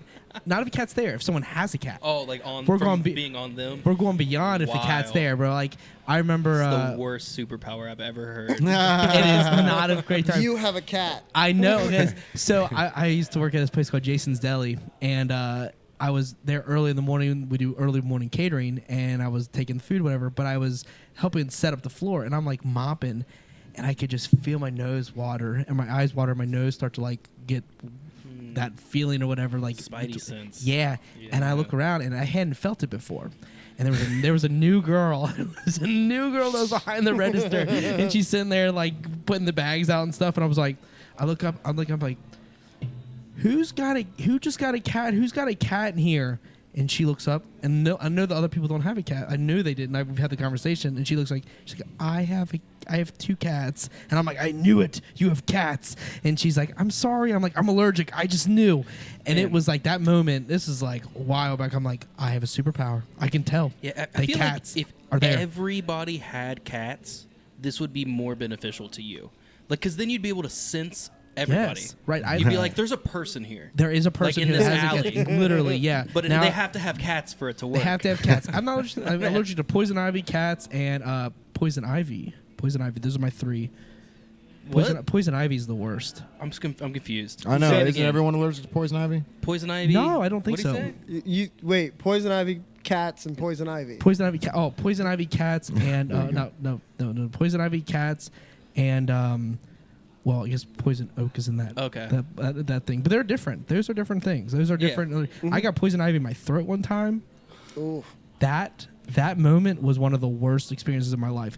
People burn it and bonfires. Ooh. That was like a moment that I will. If there's a bonfire, I have to ask. Have you guys? What are you guys putting in there? Because like that smoke came up and it got literally in my throat, and I could like not breathe. And I already have asthma as is, so it was like the whole situation was just a nightmare in real time. Cats, it's like if a cat touches me, I literally, you can see like the line of wherever their paw is. It doesn't have to be scratching. I can see the red. That's go up. crazy. It's wild.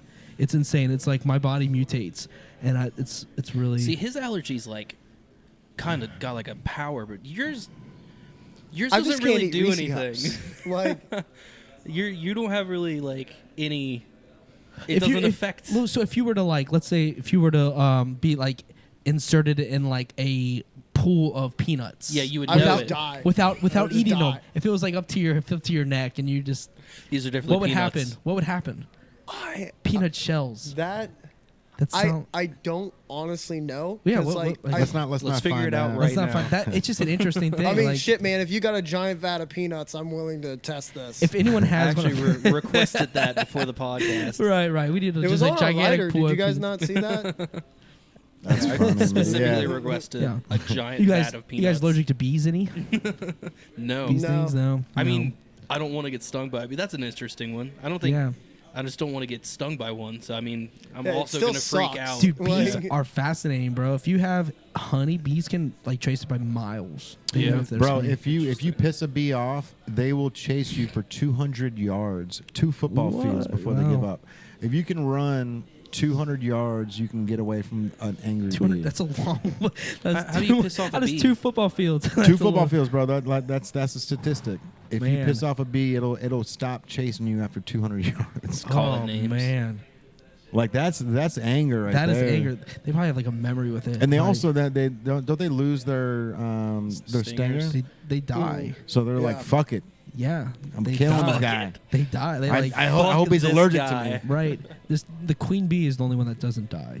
Mm. She lives on to fight another day. That's crazy, bro. Yeah, she's a boss. Especially thinking like She runs the show. 200 yards for like us is like a distance, but Yeah. a bee is like Bro, with them little that yeah. big. That's way further than the left. That's like to past the bridge, bro. That's That'd be a like distance. chasing someone from Cincinnati to Columbus because you were upset with them. Right, Like- right, and the as a yeah. Just it's because wild, bro. I But- mean, but bees are the most important like on planet Earth. Like literally, they're Yeah. like the most important insect.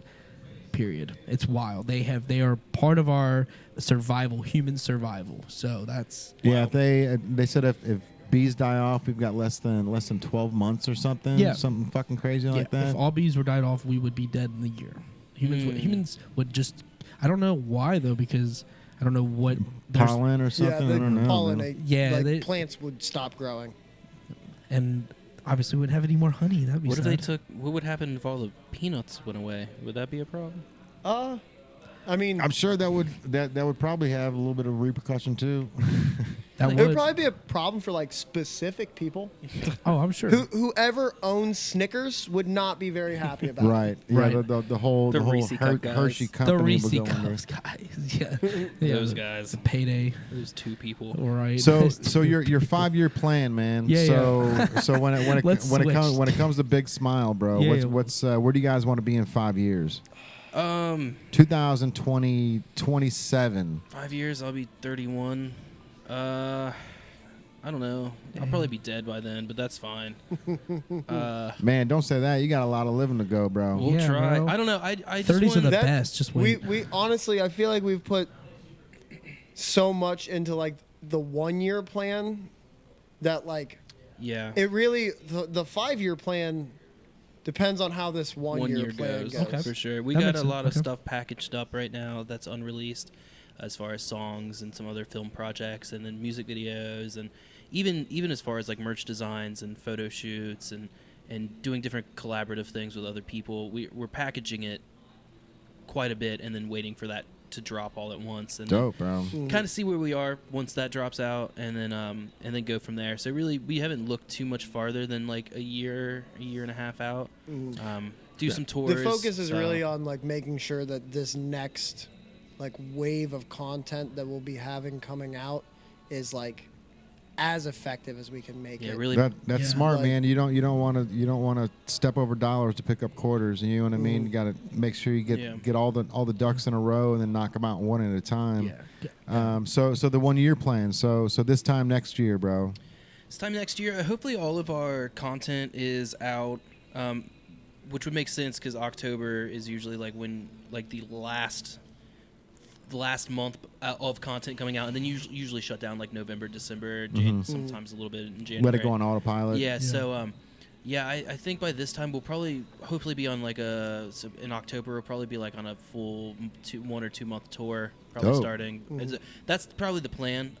Everything coming out probably a little bit before then, and then doing a good 60-day, 30 to 60-day tour, 45, somewhere in there. I know we definitely want to get back to playing more shows, doing more tours. That's like really what a lot of us really enjoy the most, getting to do that, getting to meet new people, see new places. It's super, super fun. I mean, absolutely. But, absolutely. This year has been really like a grinded out year where it hasn't been as much about like just what we want to do, and it's been a lot more of like, for lack of a better term, like almost like the business side of trying to get a band off the ground, like figuring out marketing strategies that work for us, like putting together the content that we can use to really like springboard ourselves into that next tier where it's like, this is like, we don't have day jobs anymore. Right. This is what we do. We can put all of our focus on the product that we're putting out. I mean, it's Set hard the groundwork. to do. The groundwork. Yeah. Especially taking a step back from playing tours and shows so much to work on this like content, because like we're such a mental health forward band that we all come from a place that's like we have a lot going on, mentally. So playing shows and tours is really, really helpful. I mean, writing songs in general and playing them is like a really therapeutic thing. So taking a step back from playing shows and tours has been really, really heavy, especially like on our singer and definitely on me and Tommy and Noah for sure. So we're fighting through it though. We're really trying to like keep our head clean and move forward through it. But we'll be back to it eventually, and hopefully once we start touring again, we kind of have the burden lifted a little bit, get our therapy done. So. Yeah.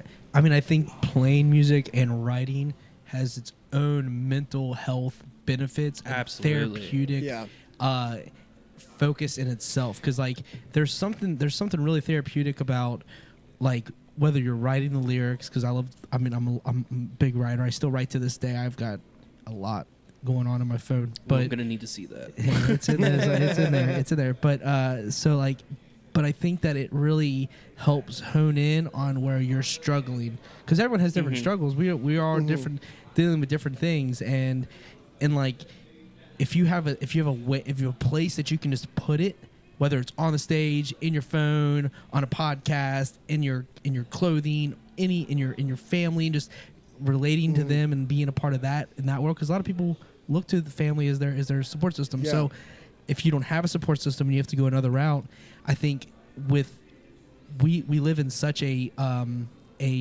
like I want it now society, and mental health isn't a want it now fix. Yeah. There's no overnight fix. Like I built when Ocean Grid was at its peak.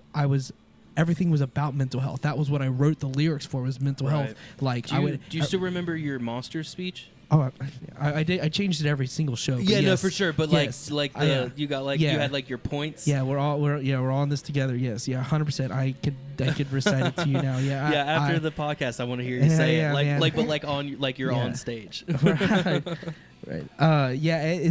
It's like that was such a big part of the point, because I knew other people. I couldn't have been the only one in that crowd that felt that way. Right. And like in some form or fashion, I couldn't be. I watched you. I was there for your shows too. Yeah. I mean, I played alongside you, but I've also been just a member of the audience. Sure. So for sure, Yeah. of course, definitely you were able to portray that to us as an audience member, and then definitely get the understanding of what you mean and get us in the moment. So you were always a really, really good front man. Well, thank you. And you're a little older than me, so at the time I was I was probably like 16 to 18 going to those shows. So I learned a lot from you. I think even in Big Smile and this band now, I still have like, I really grew up watching the local scene, and you were such a big part of the local scene that I think I got a lot of things from you, even if it was like subliminal, like I don't really even notice it. So I am really, really appreciative that we've kept somewhat in contact on Facebook and stuff. And being able to do this podcast is great because like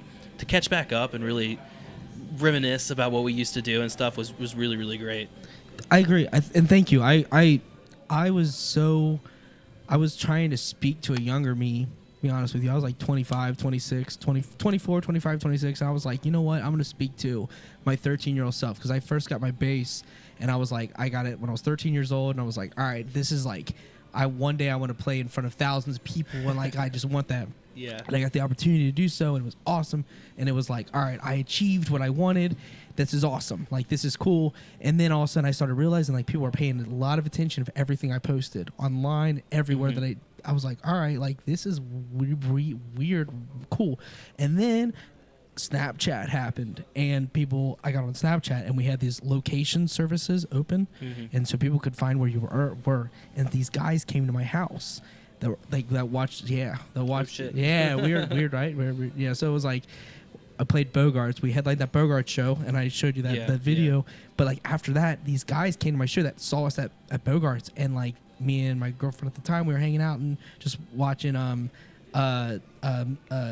Making a Murder, that documentary. We were watching that, and these people were outside of my house and like wanting to hang out, and like that's when I realized I was like, man, I really need to watch what I'm doing. Like like these people, they wanted to hang out. They were like, come hang out with us, bro. Like, we're here. And there was a group of 4 people. I couldn't tell who they were. I didn't know their username. They just added me.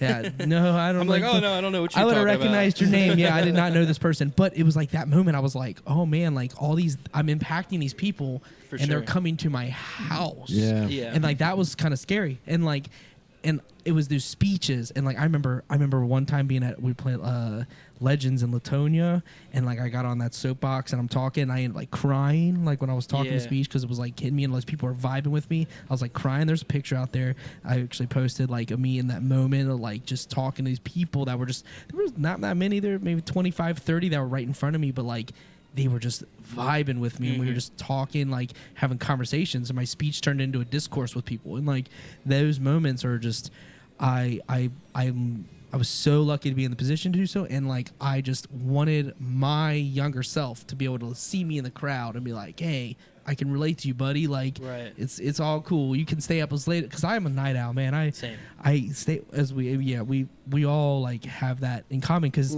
at nights I used to play RuneScape and be on my bass guitar, bro. That was my thing.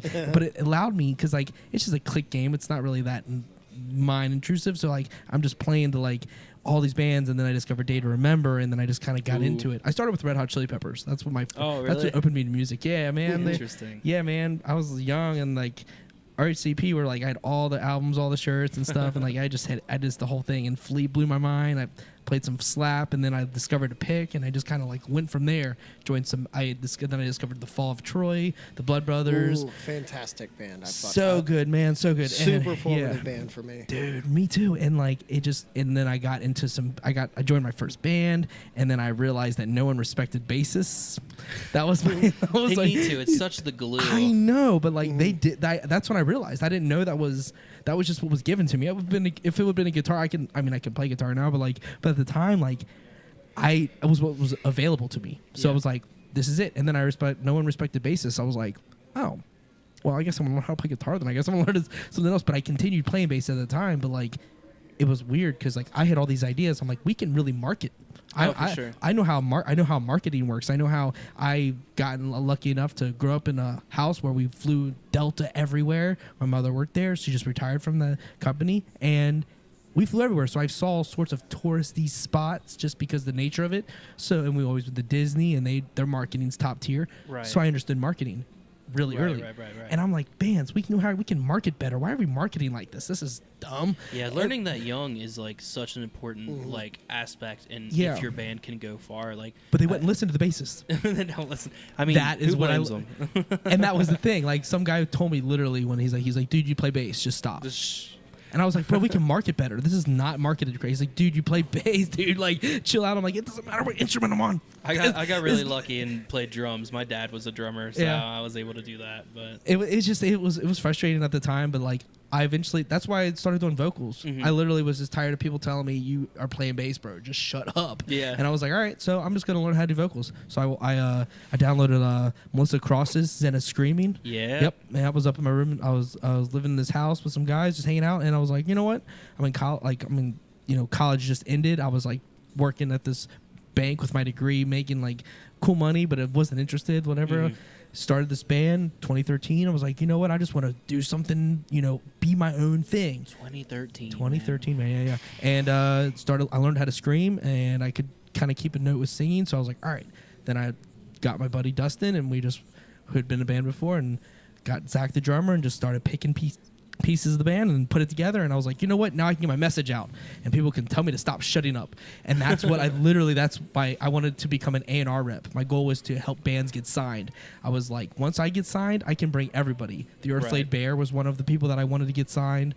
I think they're really solid guys.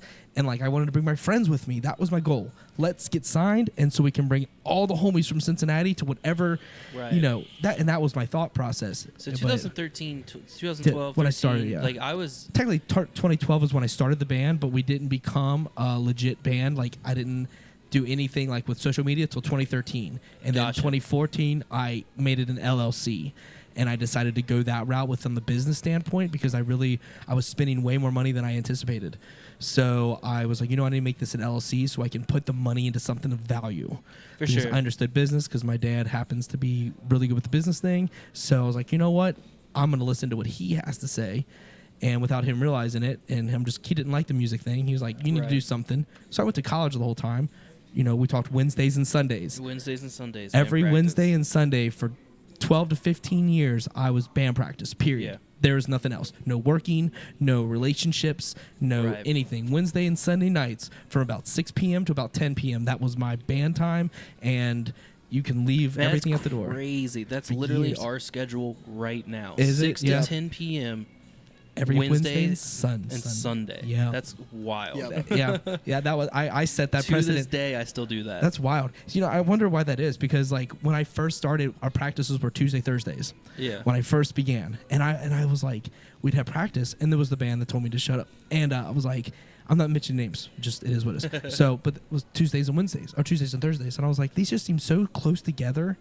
And they're in the middle of the week. Why can't we just use Sunday? Yeah. And like, well, church on Sunday. I'm like, dude, church ends at like 1 at the latest to noon. You're there like band practice is at night. That doesn't matter. So I was like, you know what? Let's move it to Sundays. And I was like, and we got to spread it apart. So Tuesday seems too close. Let's put it to Wednesday because it's the middle of the week.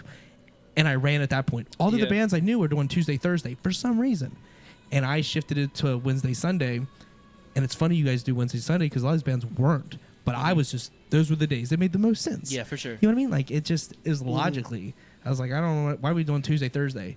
Like, because they both start with T? I don't know. Like, but I didn't understand it. It was the logic that I couldn't, my head couldn't compute. And I switched it, and literally, bro, I was like, from the time I was like, 16 years old, 17 years old, we did Wednesday, Sunday. And that was it. There was no working. Yeah. They were like, I literally had, those are my off days. If I worked 5 days a week, it was Monday, Tuesday, Thursday, Friday, Saturday, and then off Sunday and Wednesday. Mm-hmm. There was that was law, period. Yeah. 15 and 16, when I was 15 and 16. Brother, appreciate you, man. Appreciate you, dude. That was, like when I was 15 and 16, that was like when Ocean Grid was like playing a lot, and then that's when I was like going to shows. I don't even really think I was in a band at the time, but going from that was like a huge, like 15 and 16 when you get your license, and then like you can kind of start doing what you want to do. I would just go to shows all the time, right? And, like that was like the era of that, like absorbing all that shit, man. Yeah, the information. That's where I was getting a lot of the stuff. You're taking it, and that's the thing is you're probably observing more so than the average person, because if you're wanting to pursue and play music, you're watching the band and like everything that they're doing on stage. Like that's how I kind of viewed it. And when I was younger, we hung out at the Mad Hatter. So the Mad Hatter was I our was spot. right after that when it would start to move to the Thompson House. Sure. Yeah. It really transitioned because in the Mad Hatter, when it shut down, because like the guy that got me connected with Madison Theater and intern, he ran the Mad Hatter. Okay. So then he moved. Frank moved to the Madison Theater and then continued on there with his abilities to book, because a promoter, a booking agent is a unique person. You have to be willing to, you have to be really malleable. You have to like talk to a bunch of different types of people. Musicians are really creative and really emotional people. So you have to like really communicate in the sense of where their best interest is aligns with your best interest. And it's a really hard conversation. And Frank did it better than, it does it still to this day, does it better than anybody I know. He just is he's I wouldn't call it a machine. It's like you understand that this person is putting their heart and soul into whatever they're doing, and you respect it no matter if you like it or not. Right. Yeah. Because it's not about you. It's not about you, because if we all like the same thing, with the world be black and white and we'd all be working the same job, doesn't make sense. Right. You'd have to determine jobs for everybody. If everyone liked the same thing, we'd all be doing it against our will. We'd be like, all right, you need to be a carpenter because we need wood shit. You need to do like, you know what I mean? Like, so we would determine. But we live in a world that's not reality. So like you have to, when you're talking to artists, like their art might be, I am totally a complete passive person. I want everything to be love and peace and no war. And the other person's like, no, I want to like follow Rage Against the Machine. Fuck society. We are going to the next realm, bro. You have to be able to talk to both those people in the same day in some cases. I've always been into the music aspect of it, and like when I started, I was really, really young. But what's crazy is Tommy isn't like that at all. He actually. I didn't. You guys are very different people. Absolutely. Yeah. I didn't join my first band until I was 21. Yeah. Okay, and you're 26. Yeah. Okay. And even then, I was in my first band, and like, I was very much just like in the band. Like I didn't do anything. I was originally a vocalist. Okay. What kind of before you go?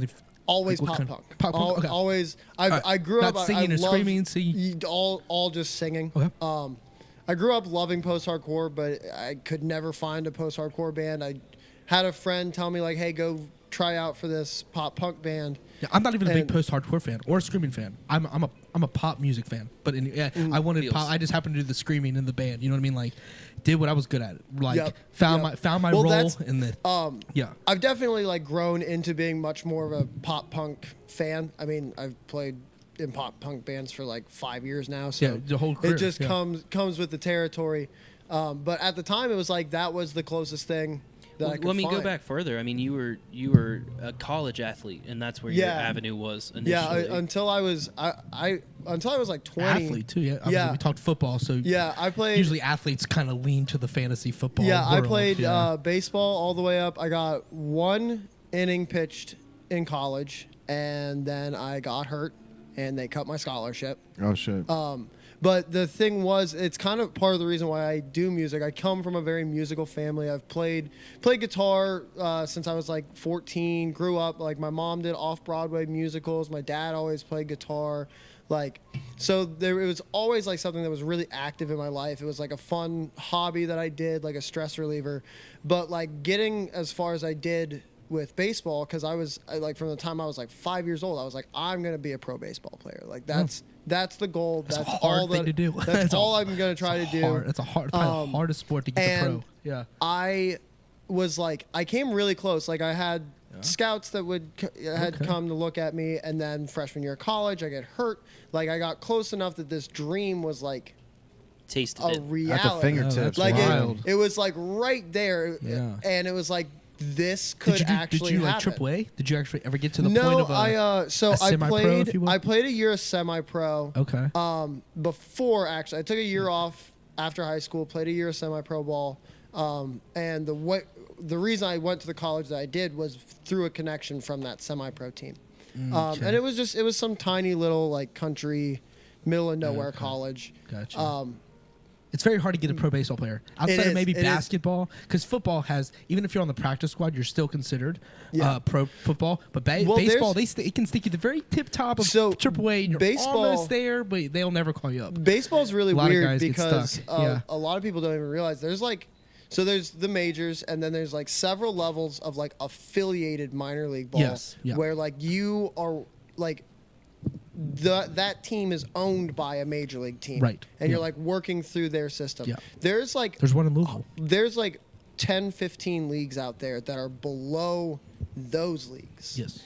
And the farm system, below that, below the farm system, it's like independent leagues where guys make like 10 grand for a whole season. Like you're the riding buses. Yes, exactly like the Yalls. Yes, you're riding buses. You like don't make any money, and it's purely just you love love the game so You're hoping much. to get your big break. You're trying to get signed. You're trying to get signed, really, like as a musician. It's very hard. It's the same baseball thing, stuff, because there's so many players, and like it's a really tough system to be able to have a chance to get to the World Series are like below 1%. Yeah, it's wild. Well, it's like 1% of everybody who plays like youth sports can end up playing in college. And then like 1% of that 1% can then go pro. And like so 1% of 1%. Yeah, it's like the just teeny tiny all right, bro. amount of people who actually can make it to that level. So like getting as close as I did, it was like, well, I don't want a normal life. Like that's not a desk job's not going to work.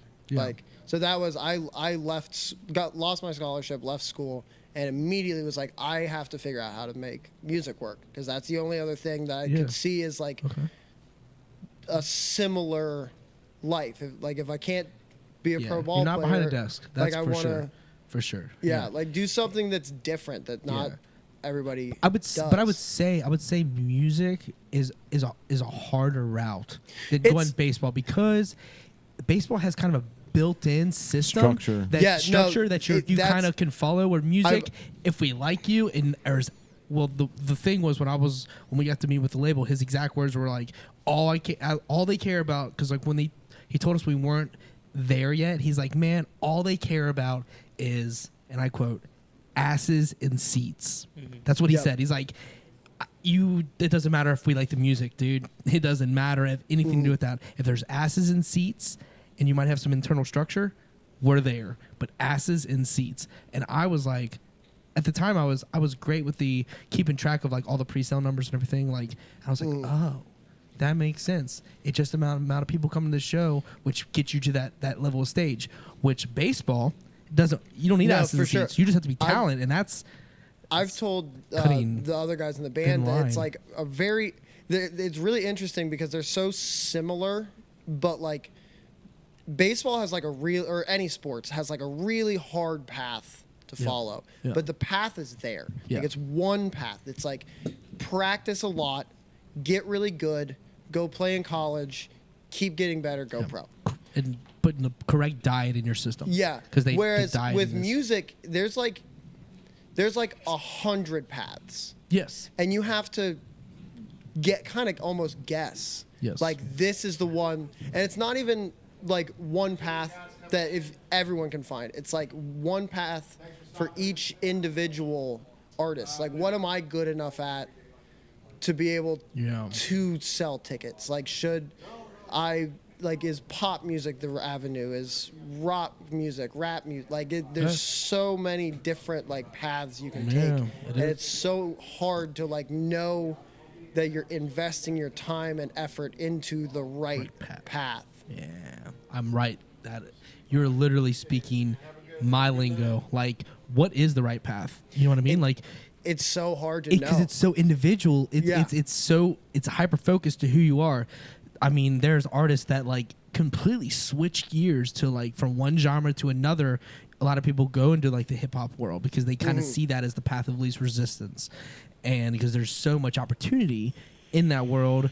Because I mean, hip hop kind of goes into like the rap end of things, but it's still at the same time it's singing in some degrees, and then pop music, it's kind of blends all there. So a lot of these guys, you'll see. I mean, you remember like what Johnny Craig did. Johnny Craig was in these certain genres, and he started like gearing to like in our genre. Like he was one of those guys that went into like, you know what, I'm gonna see what else I can do.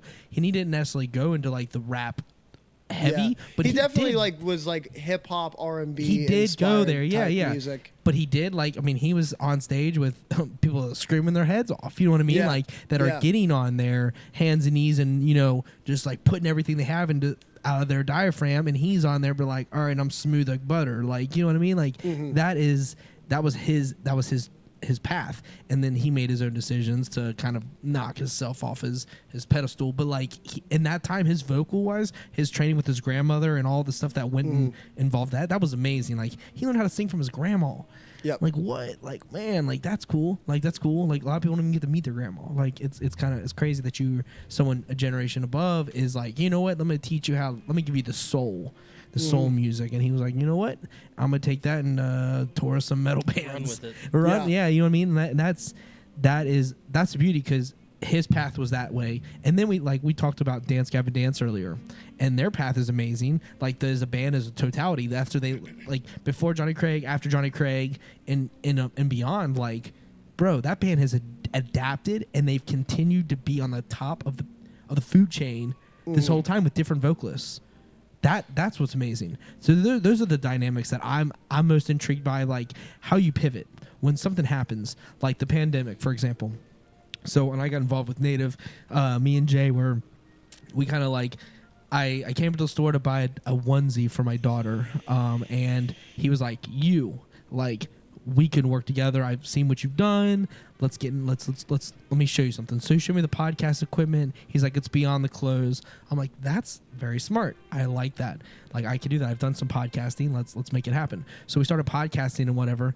And I realized like the world will put you where you belong. First off, that's the universe will find your place, whatever fits for you. With music, it's much the same. When you find your place, you find your place.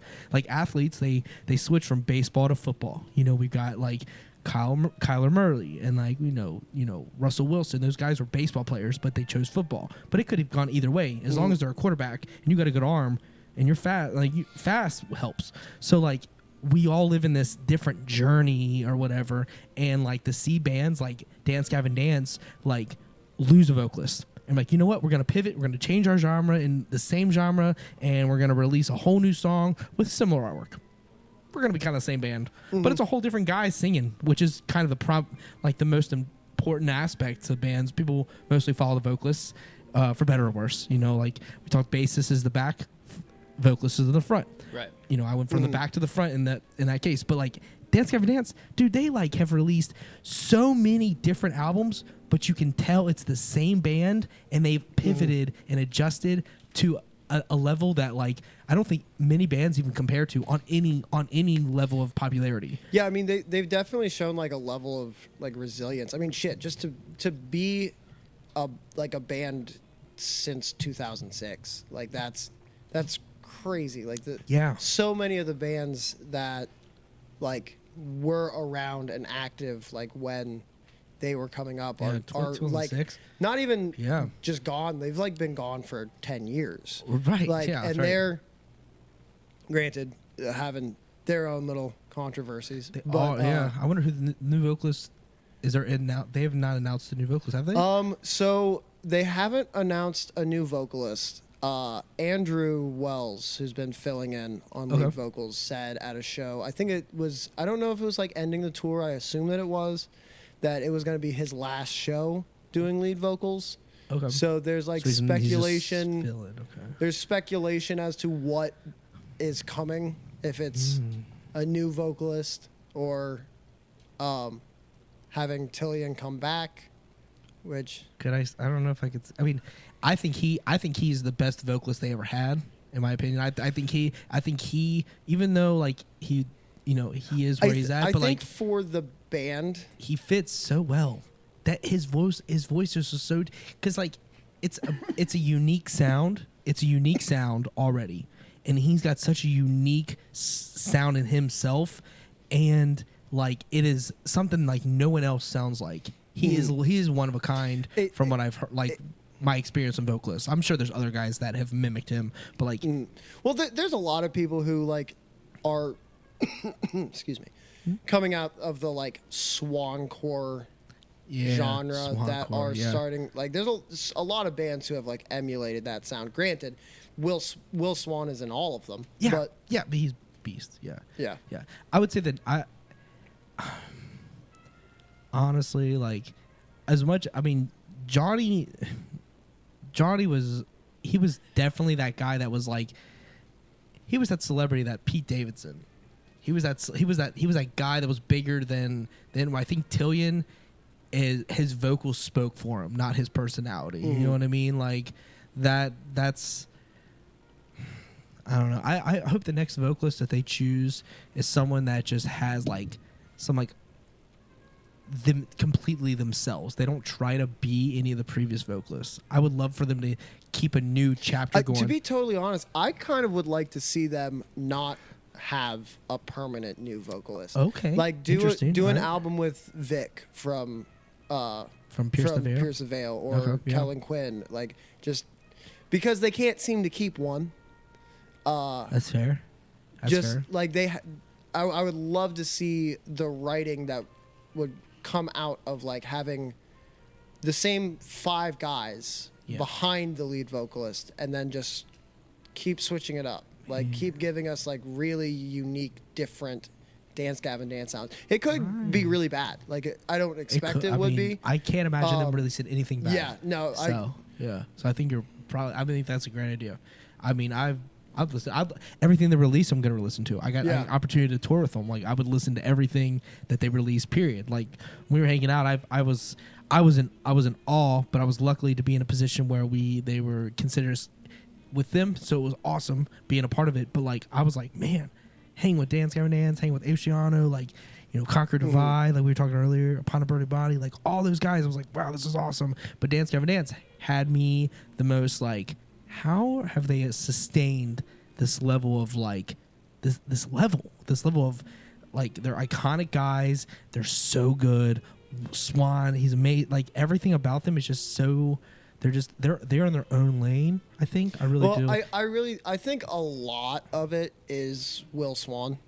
Oh, like, yeah. Just because they've been able to like change their sound and keep it still Dance Gavin Dance. Yeah. And I think so much of that comes from Will and like his songwriting abilities, but like the ability to like, they've brought in so many more like pop elements. Like, they have songs with like trap drums in it. Do. Like different.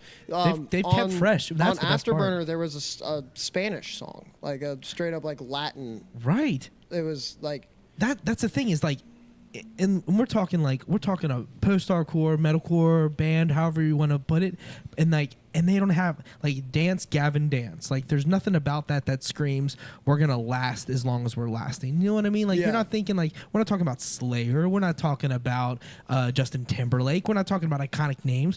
Dance Gavin Dance. Who's Gavin? Like, you know what I mean? Like what's I've tried to find out. I have no idea. Right, exactly. But that's the thing, is they've lasted this long and they sell out everything.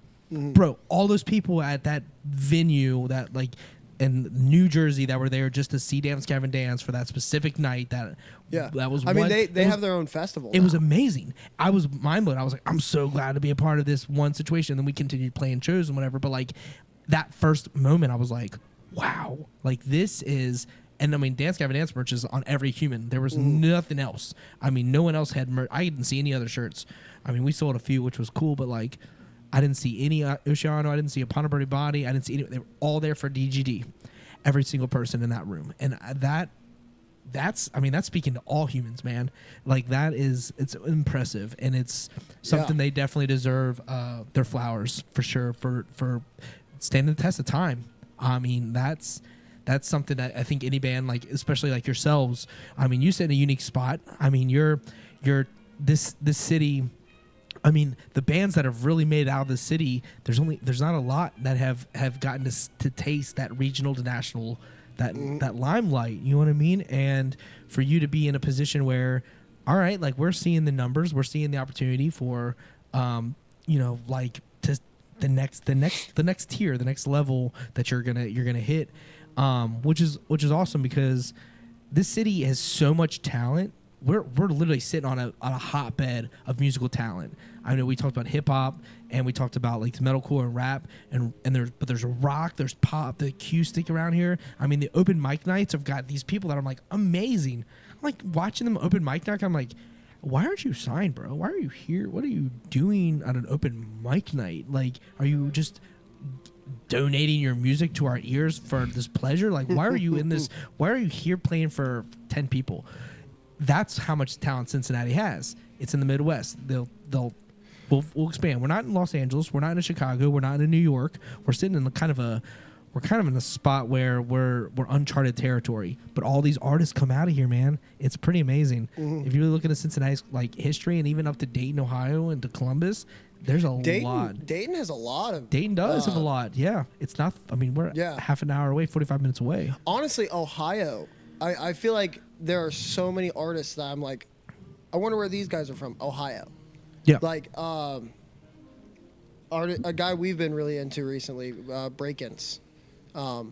Looked up, he's from Columbus. Like so many artists come out of Ohio, and it seems so weird because I wouldn't expect. Yeah, you wouldn't expect like why here? Yeah, why in this? Because there are so. I mean, the genre, like the post-hardcore, metalcore genre, and like heavy metal and everything like that. This is like hotbed, and like I mean, we had like Attack pretty much out of here, and Miss May I out of here, the Devil Wears Prada out of here. You know what I mean? Like all these large names that were headlining Warped Tour and headlining the biggest traveling music festival on the planet out of Ohio. I mean, like out of Ohio, it's very strange. You would expect it to come out of like Sacramento, California, or Los Angeles or New York City, New York, but no. Ohio. This is it's an interesting idea. I don't think enough people talk about because if you look down the list of it, there's a lot of big names that they may not be. We're not talking like next level Pete Davidson celebrities. We're talking about guys that like headlined Warped Tour that were like. I mean, we're talking 40 dates of every day is sold out. There's not a Warped Tour date that has a ticket available at the very, very end of it. Yep. You know what I mean? By the time it's all said and done. So like. And they had that there's a traveling tour, man. That literally they put it all in semis, dude. This whole tour was in semi trucks. I know. Yeah, man. It was yeah. Handy's a good friend of mine. Oh, nice. Josh Handy. Yeah, I'm familiar. Yeah. Yeah. Dude, like that would be. If Warped Tour was still around, that would be great to get Native on it. We'd be getting a booth pretty easily. I think we could be able to do that. So. There's only a matter of time before they bring it back. So what was the guy's name that started the whole thing? Kevin Lyman. Kevin, yeah. Dude, he gave Ocean Grid a 24 pack of beer because he felt bad because we were supposed to play a Warped Tour date, but they were going to Canada the following day. So they had to drop 4 bands. One of the band that was on the tour, and then 3 local regional bands. We were ones that got dropped. And he's like, dude, I feel so bad. He came over on his bike and literally handed me a 24 pack of beer. And Greg doesn't drink, so like Greg's like, whoa, you got beer? And I'm like, I'm gonna drink the beer. Like, gave me this beer. Like, that's awesome. Kevin Lyman just handed me a 24 pack of beer and said he's sorry because he had to cut us. Right. I wasn't thrilled about it. That's a win, though. It was a win. New Kevin, man, he gave me his email, he gave me his number, he gave me all the info. Like, he's like, dude, hit me up and I'll get you on whatever thing you need. He's like, we had to cut 4 bands. And let's hit him up and say, hey, we want to do. Let's send him an email, bro. Like, let's do it. We want to do a Vans Warped Tour. Yeah, let's do it. You know what's crazy to think that like that Vans wouldn't sponsor that now, and I'm sure they would if like I'm sure it's probably Kevin's deal that he's the one that pulled it. He pulled it, and he's tired of. Bro, setting up and just festivals, setting up and setting down every day in a different city, man. Like I saw the toll that it takes on Josh Handy, bro. Like that shit's crazy, dude. That like it's hot days and you've got to get it all set up before the number one fan comes in. You know what I mean? Like that number one fan's waiting for those doors to open. Sun isn't even up and they're done. Yeah, they're ready to go. And it's crazy, man. Yeah. They gotta pack it up as soon as it's over. Yep. And then you know. And all the bands have the after party. I don't know if you guys get to go to one of those before, but the after parties are pretty cool. They do like this potluck and all this stuff, and you just have food and like they literally while the bands are celebrating, all the fans that are there, they're packing the shit down like I mean, they amazing. never like Vans never had a spot to sell shoes there though, right? Like that's. But they were just all over plastered. I mean, that seems like that would be hand in hand. Like you could Monster was slang there. a ton of shoes. Yeah, I think on a they Vans sold Warped Tour. T-shirts. They did a merch booth. They did Yeah, the T-shirts.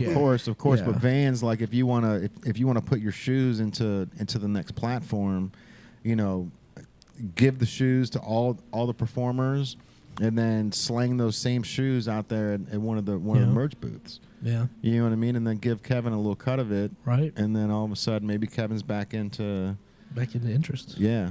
That's Give him a percentage of the shoes, bro, because like that's that a traveling shoe store. a traveling shoe store every Bro. single day, That and would- it's a Vans Warped Tour where you got that many bands that are supporting you. Like, I mean, trust me, I would love it'd be incredible for it to be the Native Warped Tour, but it doesn't make sense. Like that Vans Warped Tour has so much nostalgia to it that you could literally put that shoe into the atmosphere. I mean, I'm like Vans are popular anyways. Journeys became, eventually, but like still shoes.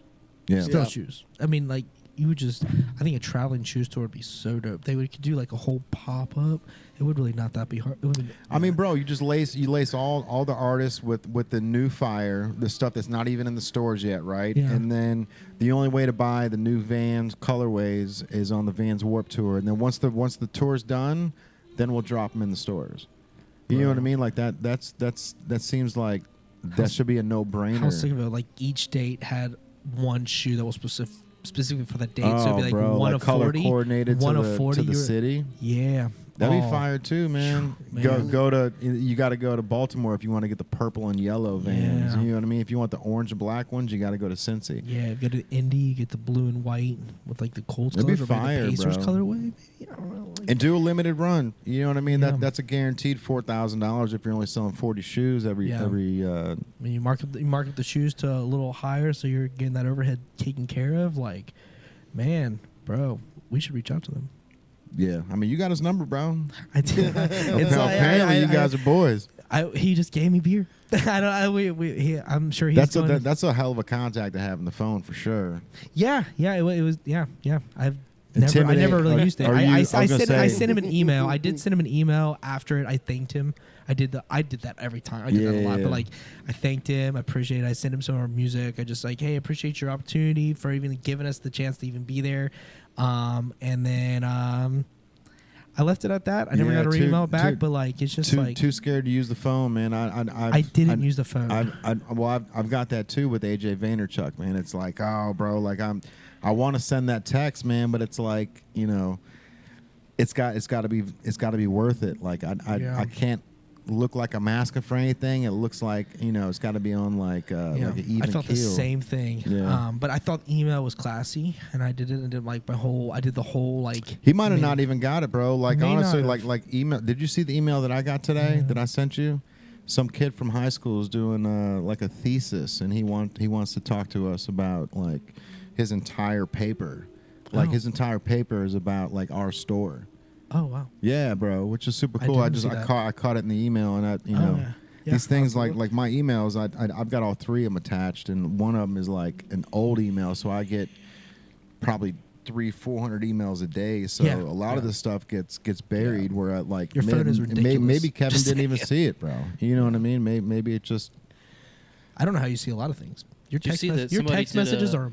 did an What's up, email, Mike? did a full page paper written about us? Oh, really? I mean, it was me, but like, Nah, I So- worked so- real hard on it. Bro, so have you guys taken the route? Like I don't know. We're gonna dig deep into the thing. Have you guys taken the route of gone with a publicist yet? Have you taken that step? We work with a marketing company I'm that saying has a direct- dedicated publicists, but One we haven't for hired you. one. So like an assigned publicist. Yes. We haven't. I've personally done that. I don't think Big Smile has done that. Okay. But it's in the budget for the next things that we're rolling Should out. do it. So Should yeah, do well, it. it's definitely super important, but it is a big step as It is a far big as step. money out of your own pocket. It is. No, absolutely. It absolutely is a big step. But I believe that I would choose getting a publicist before I'd get a booking agent or even attempt to go to a label. I would go publicists first, as fast as you can. If you've got a serious band, you're only doing this if you're serious because you're going to drop some dough. But and we're talking dough. We're talking like you could pay $800 to $1,000 a month for a publicist. For sure. That's how valuable they are. I think they're the most valuable people in the music industry. For sure. Honestly, most of the time publicists double as a manager of bands. So they not only do one thing, they do both because they have the connects. So they're a perfect manager because they can just hook it up anyways. So they come with all the connects. And if you get the right one, they're connected to magazines, they're connected to big publishing companies. Yeah, but going from there, that's the issue that a lot of people run into, and that I don't want to run into, is where for a publicist to do their job properly, you have to have the quality and quantity of content to give them. You do, and they need a giant surplus of it. So that's kind of where we're building the content. I don't want to get a publicist and then that kind arrow of back. Yeah, he's getting ready. I don't want to have it go to waste. That's what's up. Yeah, that's what's up. That's smart thinking. Yeah, they do ask for a ton of content, dude. I've been there. They ask for a ton, and like I luckily was like creating a bunch of content because I was just obsessed with like once I realized how I could market it, I was like, all right, OG's the move, and then I just went 100 miles per hour to everything OG that I possibly could. And then she was like, there's so much here. I was like, I have so much. I got more. And she's like, okay, let's do it. And like we started working on my nonprofit and all the things I was working with that. But like it was just I sat on the phone with a lady named Jenna Pell for 3 hours driving through Cincinnati using all my gas because I was on this conference call with her and her partner and another girl that was assistant to them. And like they had all these great ideas. And I'm like, you are so smart. And she's like, yeah. She's like, yeah, I do. She's like, I help manage Palisades. I do this and this and this. I was like, oh wow. And that point I realized that is the person that really like elevated everything because she was unbiased. She was like, this is going to work and this isn't. I don't care what kind of music you have and I don't care anything. She's like, this is going to crush it. Let's get you in magazines. Like I interviewed with Syracuse College. They like metal. Interesting. That's a thing. But like, so they like metal in Syracuse, which is cool. Whatever. I'm down for it. But I interviewed this girl and I sat on the thing and I saw the number. They showed me the numbers after the thing, and there was like 3,000 people that we reached in like 1 week. Yeah. And they showed us all the numbers. Like this is what's happening. I was like, Jenna Pell was giving all to she was like the middle contact with all this. I was like, that's amazing. And I started realizing the impact that she was having just by putting her name out in different places. And I realized, okay, the power of it. Because at first I was a little hesitant. I was like, this is kind of pricey for one person just to market me. I can market. Nah, it's not the same. Yeah, for sure. You got to have the right team around you. I mean, you got to understand like everything. What you can and can't do. And it's not necessarily like, I'm sure if you focused 100% of your attention span on marketing, you could be in the similar position as her. But the problem is you don't have the time. So you got to find the person for you that works for you. And a lot of times, they're a lot like, I don't know, I'm sure there's others. A lot of times, they're the women, the ladies, the girls. Yeah. They're the ones that are the publicists. They're the ones that are putting their time in. They're going on their social events. They're going to different events to promote you. Like, I remember her getting a selfie. She's like, I just talked to the record label of, well, it was Velocity. Eventually, we started talking with Dave Shapiro. She's like, I'm with Dave Shapiro. I'm like, oh, my goodness, that is so cool. Like, but, like, she's just out doing her thing. And I was just like, pay for them connections. It was amazing. It was there's people out there that are just pushing so much, and they're not asking for anything in return because it wasn't like she was greedy with anything. We had a contract, but like the amount of work she was putting, I was like, "How do you sleep?" Yeah. That's how I felt. Dave Shapiro helped us with a lot of stuff in my previous band. Yeah, he honestly, that guy like is the most under like. A lot of people know who he is, but like, we would a lot hit of him people up at don't. 3 or 4 in the morning, and he would answer. And like he's just any time of the day, like man, that dude's an absolute workhorse. Like that dude's crazy. He is. Yeah, 100%. I totally agree. There's a reason he's in the position he's in. He's got the energy for it. That's half the battle is having the energy to do everything. Like having it to be able to exert yourself. Like we talk about all the time. Like we put the bootstraps down here. We shoot our guns. We try to like put things at the wall and make it stick, and hopefully something does. And it's disheartening when it doesn't. But you have to have the energy to keep pursuing what your goal is. And like luckily we both have a lot of energy, like as me and Jay both, like we just energy. I don't even drink coffee. I don't know what he drinks, but whatever. I don't drink energy drinks. I don't drink pops. I just have energy. I've always had it since I was little, and it just never went away. I'm like, all right, like I guess that's what it is. I'm gonna stay up all night. I guess that's my life. Like that's cool. Then I was told science says you need to sleep, so I forced myself to sleep. But like, dude, like sometimes people have energy like him, and they're willing to put everything on the line to help these bands and help these artists grow. And they understand that we live in a world where no one cares about you until they care about you. Right. And he knows how to put content out. That people will not give a shit, and all of a sudden you're famous, and all the people that turned you down are now at your doorstep trying to get signatures. You know? I mean, that's why I really liked working with people like Dave Shapiro and stuff like that. I really believe in like working and trying to find people that are willing to help you in the best way that you need without. It's a weird way to put this. I used to work with our manager in my last band was the marketing director for Sony Music.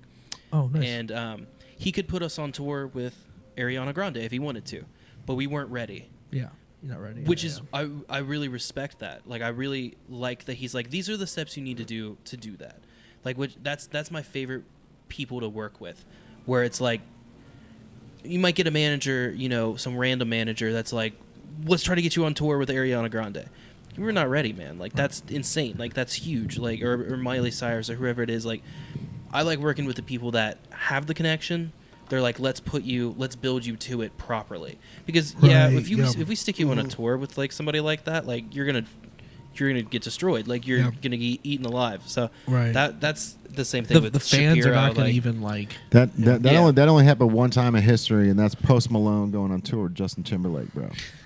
Like that was, I heard White Iverson for the first time at the Justin Timberlake concert, and everyone was freaking out. I mean, no, I think I heard the song, but I didn't know it was Post Malone, or I didn't know Post Malone was opening for Justin. But I was just like, holy shit, man! Like this guy went from nothing to that's top of the food chain. I'm not saying that you have to put your time in. Like he got popular pretty quick. He got luck, man. Overnight. There's a lot of luck in that. Yeah, I'm not saying that like we weren't on tour with Miley Cyrus because of like we didn't have enough time in our music or anything like that. Like you can be like Post Malone, you can just automatically be ready, and everybody can tell. Right. So like that's he woke up famous though. Mm-hmm. So he literally put his music online, and then exactly. And he woke up and he was like, oh man, 100,000 I'm famous and I look like me. Like that's how it is. He jokes about it. Like now it's like it's strange that we can see the joking at yourself, like like whatever, but like that's real.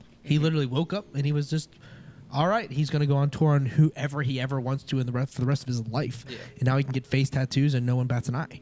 And like whatever. And like you can do whatever you want. And like you have a lot of tattoos and you're doing your thing. But at the same time, like that in the society stance, that restricts to a certain degree, and that's just the way we live. I got lucky. I work in a tattoo shop. Exactly, that's cool. Different. Right. I don't have my face tattooed because I think I'm a great rock star. I got lucky. Right, but the point is, it doesn't matter. It's where you're passionate. It doesn't matter. But in the sense of for him, he is sitting himself in a spot where he's like, I'm never turning back. You know what I mean? Like there's a degree in his mind that's like, I can do whatever I want. I'm never turning back. I'm going to make a success of whatever it is. And as you should do the same thing. You follow wherever your world is. I have no tattoos, dude. I have zero. I still have zero. Back to me. I just have my shirt off. Do it. That's good content. Where's Nick at? But yeah, like I have zero tattoos, man. I have not one. I have zero. Oh, and like, we gotta change that. Man, I've gone this far. I don't know. I got you guys. He'll get 40% off if you get a native tattoo. Right. Yeah, sure. Yeah, do I get a discount if I get if you get a native tattoo 2 inches over 2 inches? Do you have a machine with like here? I'll literally do it now. I'll the next day I go to work. You 2x2, get it done. Yeah, just bring a camera guy. Any of the that'd be dope, bro. Any of the logos that we have here, any of the eyeball or any of the native logos, if you get 2 inches over 2 inches, it's 40% off for life. For sure, man. We'll do that straight up. Yes. Hell yeah, bro. That's awesome. We've got 4 tattoos so far, and one guy got the ice cream on his eyeball on his nipple, bro. Yeah, bro. I have a nipple tattoo. That shit hurts. Man. Bro, before we get out of here, I need to show everybody your ears, bro, because I think it looks like a piece of art, dude. Like it's so crazy how dope it looks. Where am I pointing towards? You got this camera right here, yeah. So you got that back cut out. Wow, that's awesome, insane. bro. Like that looks so that looks like you glued some like art onto your side of your head, bro. Yeah. that hurt real bad. Yeah, I believe it, yeah. do you get a phantom itch ever at all? I don't think it's a big enough spot of gone tissue for me to notice it. Right. But I imagine if it was a little larger, it would. Yeah. I've got that phantom itch. It's crazy, bro, because it's like yours phantom is so limb much more is than what they call. mine though. Like you have like my ridge isn't gone, like my Yeah. upper helix. Right. So like, yeah, I can see how yours would do that, but I Yeah, don't it's think weird. mine- It's weird, bro. I'm sitting here. I'm like, I just rub my ear trying to get this itch, and like Yeah. it's just I can't itch it, bro. It's Yeah, just, I've had that when I've had like anesthesia, like where my hands are numb, and so I'd imagine. Oh yeah. It's probably similar. It is, bro. It's just so weird because it's like, you know, like once you find like you got an itch on your back, once you hit it, you're like, oh fuck yeah. That's it. Not You being can't able to find get it. that fuck yeah is Yeah. like such an aggravating feeling, bro. Because Yeah. it's like it's still itching, man. I can't figure it out, bro. Yeah, I got really lucky with how I got my ear cut because I got it done from a guy named Chase Campbell, who's now a good friend of mine. But he's like always he's a traveling modification artist, and he's really really hard to book with. He's very I bet. A large person in the industry, and he did a show with Anthony Bourdain and stuff like that Fuck on yeah. I think the Discovery Channel. But I was flying. I went to the studio to work with Cameron Mizell in Arizona from Chango Studios. Yeah, nice. And then Familiar, yeah. Yeah, from Arizona, and then on the flight back into Cincinnati, I saw him on the plane. He was also flying into Cincinnati. Oh and shit. And I had headphones in, and I was already at my seat, and he was walking by, and I was just like, and I'm a body piercer, so he knew me from Instagram. Yeah. And we just saw each other. We were like, oh, but he couldn't stop walking because he was Yeah. going down the plane to his seat, and I was like, message me. Right. And then that plane Yeah, didn't my have social any- media real quick. Yeah, I had to stand outside of the plane, and then he was like, "Oh man," like he came out of the terminal and was like, "Oh, it's nice to meet you." And I was like, "I'm such a fan. Like your stuff's so cool." He does like tongue splits and Yeah. and you know stuff like That's that. awesome. Like Yeah. wild stuff, implants, you know the hand implants and stuff like Yeah, that. So yeah, wow. yeah. he was like, "Man, I got a few hours free. Do you want to get anything done?" And I was with the band. I was with Soft Spoken at the time, so all the members of the band were there, and they're pretty normal people. So I was just like, Normal people. Fair. yeah, I was like, Fair. yeah, man, do you want to like, I don't know, cut my ears out? And like everybody Is in the that band was literally like, how what? it went? Yeah, Like literally. you didn't want that done before? No, I mean I would do Opportunity anything. presents yeah, itself.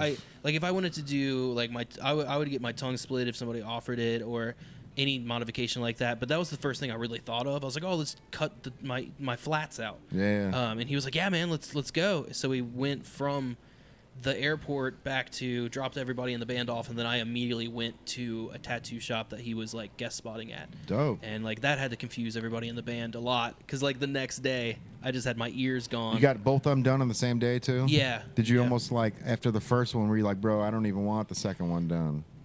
I thought about it. Yeah. Yeah. I was like, man, this is rough because it's a scalpel and then cutting it all the way out and then they're stitching it. So I had like 30 stitches in each ear. Yeah. I actually took a giant tennis ball for like dog toys, cut it in half so it was two halves, and then taped it to or glued it to a like a headband, Mm-hmm. and then wore it like earmuffs, and that was how I slept. So I didn't have to sleep with yeah. my ears. Oh, Yeah. wow. Smart. Wow. I when I got my ear bit off, I used one of those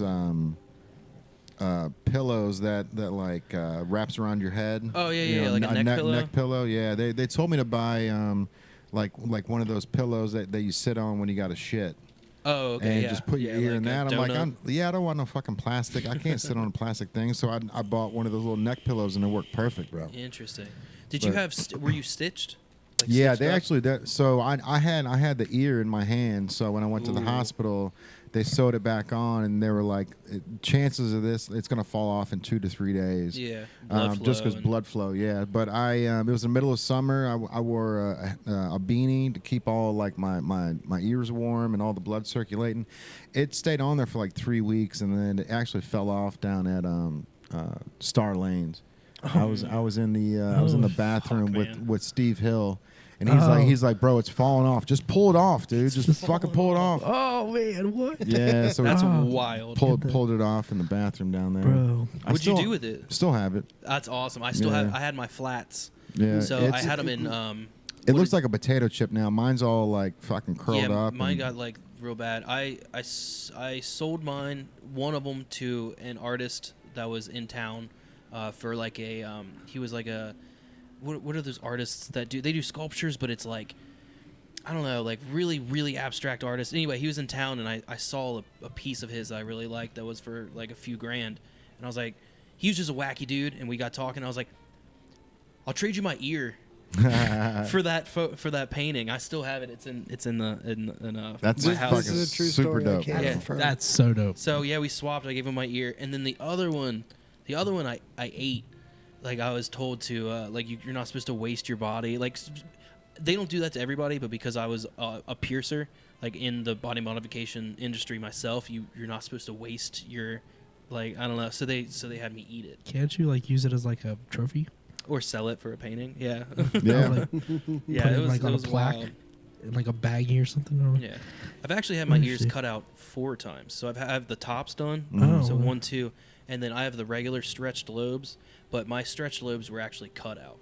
Oh, Like, dope. as well, like Okay. rather than just fully stretched. Gotcha. I stretched to like a ½ inch and then cut it up like a kind of like a shape of a staple, Mhm. like up, over, and then down, and then that allowed me to put bigger plugs in. So Right. how old were you when you got the ears clipped? If you will. I was in soft spoken. I was probably 20, 21, 22, Okay. somewhere around there. I started a tattoo, I started working at a tattoo shop when I was 17. And then did like an apprenticeship, and then started piercing at 18.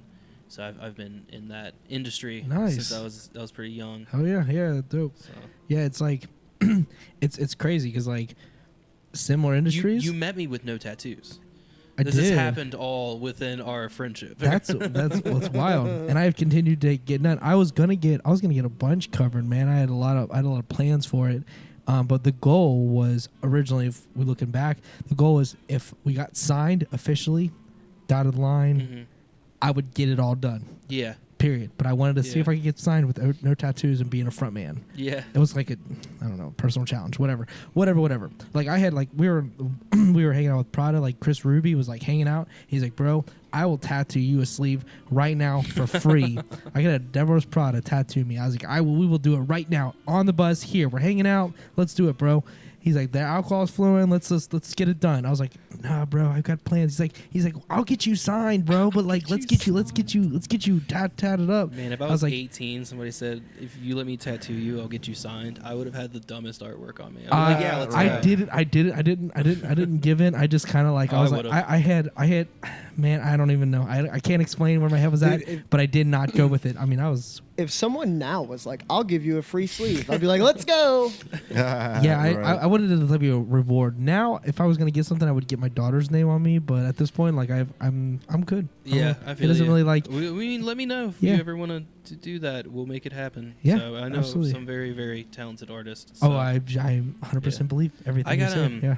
I remember the first time, or like the moment where I was like, oh, I'm gonna have to try to make it in music, is when I got my hand tattooed. That was like the big step. That of moment. like, Yeah. like, oh shit, like that's a job stopper. So Yeah, we yeah. gotta try. Society says stop. like I think it's silly because like you should be able to be whatever. I was gonna elaborate earlier. Like society like has its like for some reason they just have their like stop. You can't go any further if you get this done. Like, what even Wild. that even mean? Like, if I choose to get a tattoo on my face, how does that make me any harder? Like, less hard of a worker, a money provider, a business owner? Like, how does that even stop me? Yeah. Like, I can process your money at a bank if I have a tattoo on my face. It is no bearing. You know what's just Yep. the I'm craziest not a criminal. thing? Like, wait. I totally did not expect this at all, and it falls into that category of like tattoos and like business owners and stuff like that. So I got all my arms done, and then I got my hands done, and then when I had my arms and hands done, I kind of got treated like not like a criminal, but like I treated where if I walked into a store, no one was gonna come help Yeah. me and stuff like that. And then I got my throat done and all my neck. I got it all done at once, and I was like, oh, it's gonna be even worse. It's actually the opposite. When I would walk in places, now that I have a throat tattoo, like people tend to be like, oh, he's probably like owns his own thing or does the thing or like he's successful. Like I totally didn't I expect can see that at I all. can see like that. I was like, for sure, it's just gonna be worse. That guy's got throat tattoo money. Yeah, like exactly. money makes He's sense. not.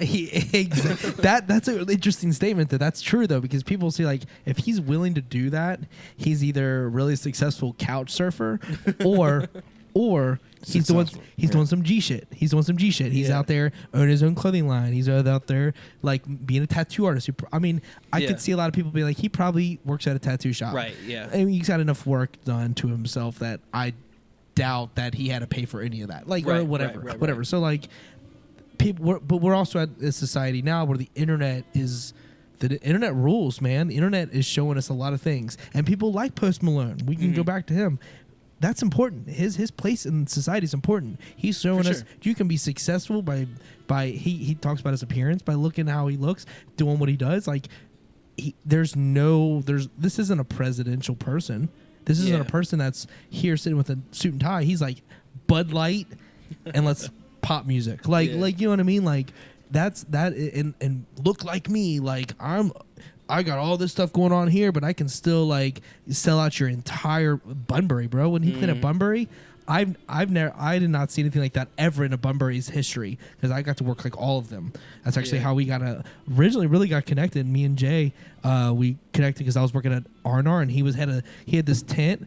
The sign's back there. Like I'm like, man, that's awesome. Native's like a Bunbury.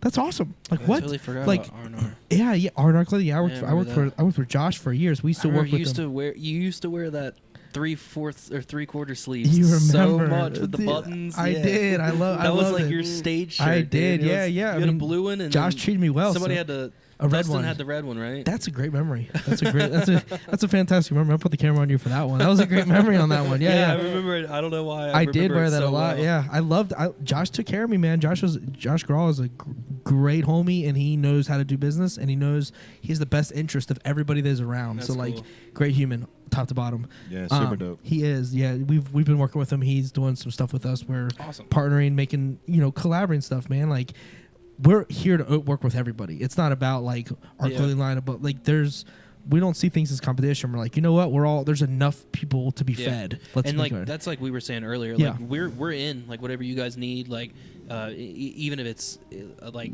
music stuff for little clips here and there. Like do what you need. Like I think it's rad. Like I like what you guys are doing. Appreciate that. I'm sure he man. feels the same way. So if you need us for any video stuff too, like we're always in front of cameras. So we're well versed in that. We can get it done. So. That'd be cool for you guys to shoot some kind of a video portion of one of your songs in the store. I would love that. Be so yeah, sick. man. So free reign, whatever you guys need, bro. For Just sure. let us know. That white room was great. Yeah, definitely. I mean, we've had some hip hop videos and stuff like that, but to have your genre in there would do us a solid, and you guys could have a unique place as well. We do pretty well marketing wise, so like it would be a good collaboration there. Like we try to put everything out properly and with the correct amount of funding behind it. So dope, I think it'd be sick. Yeah, let's work on a shirt too, man. We've got one of your images is that smiley face. Yeah, we also mess with the smiley face in its own right too, so we could kind of like work on that. Yeah. I mean, if we did like a smiley face and half of the smiley face was our logo and half was like your thing, that'd be dope. That's that'd be cool. super sick. Definitely make that happen. Yeah, and we're local to Cincinnati, so like that just fits right there too. For sure. All right, man. So if anyone wants to get a hold of you guys, how do they get a hold of Big Smile, and how do they get a hold of you guys directly? So I have an Instagram, Micah Meeks, and then Tommy. What's your Instagram? It's Tommy_Paradise. And then you can message us there. We love to talk to people. And then our band account is BigSmile_OH for Ohio. It's easy to find that way. When you talk about Big Smile Ohio, you guys pop up. We try to respond and like be pretty active on there, and like we like to talk to people. We're not like a huge band, so it's like we don't have that many messages coming in. So if you got to get those interactions, if you want to talk to us, like we're right here. Seriously, hit us up. We love to hear from people. And then I'm still on Facebook and stuff. Add me on there, and then we'll hang out. All right, man. You guys got anything else? If you want to hang out and keep podcasting, by all means, man. No, we're good. This Friday, they're playing at Madison Live, November 4th. Doors open at 7 p.m. Music starts at 7:30. I completely forgot. That's what it's about. What do you guys got going on? And I'm just like, follow me on Instagram. But I got it going on too. When I was brought the attention the show was could be a possibility, I was like, all right, I will find a way to make this happen, and we did. For sure. Yeah, man. It's and we really appreciate that. Like, absolutely, absolutely, very man. clutch. Yes, it honestly, like I think it's mutually like the level of happiness for it is great because it's a spot that like you guys could really thrive in the scene. There's it's uncharted territory at Madison Live. A lot of people walk up, a lot of walk-ins. It's pretty solid situation. What's the cover? It's $10. Cool. $10 across the board. Pre-sales, you can still get them online. Go or to hit us up. We still have a couple physical pre-sales. Yep. We got some pre-sales, some physical copies, but you can get a physical copy either way. So if you come to the music venue and you pay for a ticket, we can also print you out a pre-sale or a ticket that will represent your experience at the show. But yeah, we're filming a music video that night too, as well. Yeah, they're shooting music videos. Oh, so if you want to be in a music video, that's cool as shit. Yeah, we'll have live shots of the crowd. So yeah, and then Soft Spoken's playing, which is they're great too. Everybody on that show is gonna be Friday Giants great. too. Friday Giants. So Zach was on a previous podcast. We did my birthday show, and he was on that podcast as well. So he's in a different band as well. But like it's just all the homies, everyone. Sure. It's like it's great. It's like great that these times that we experience can bring us to the present. Yeah. And collab like with Native and Madison Live and Big Smile and all just. It's all one wholesome package, man. It's really great. I really very happy to be here and very happy that you guys gave us the opportunity to talk tonight. And thank you. Yeah, thank you for having us on. Absolutely. Yeah, bro. We appreciate you guys, man. Whenever you guys want to come back, as soon as you guys get the EP done and out, and once you guys are famous, we'll pay you to come back and be a part of the No way, podcast. man. No payment needed ever. So. Hey, appreciate that. We love being man. here. So yeah, for sure. All right, bro. Well, this is going to wrap up another episode of the PowWow. Yes, so sir. if you guys want to be a part of it or if you want to check in, we're here every Tuesday. We go live in the store up until about 10 o'clock. We start around 7, so if you want to be a part of it, we're also doing a reality show every other Tuesday. So come down and be here. Show your face, say hi to mom, and we can have some fun. So, yes, sir. I was supposed to say hi to my mom, actually. Hey. I think she's watching. Say hi. There you go. Hi, Mom. Hi, Mom. Give her Thank a you shout out. for watching and supporting everything that I do. Yeah. Dude. That's the best thing. Supportive parents. Man, So, parents are the best, bro. There's a big reason why I'm here and why he's here, and it breaks down to that family that just wants to see you succeed, man. Like my mom, she's told me a million times, like, why don't you just go work for someone else's clothing line? You're so good at what you do.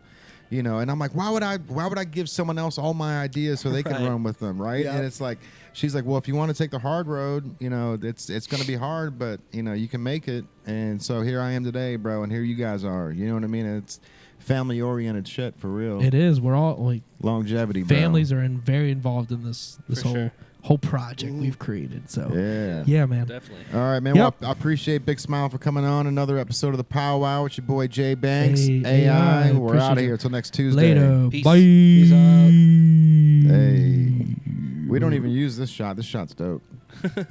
Oh.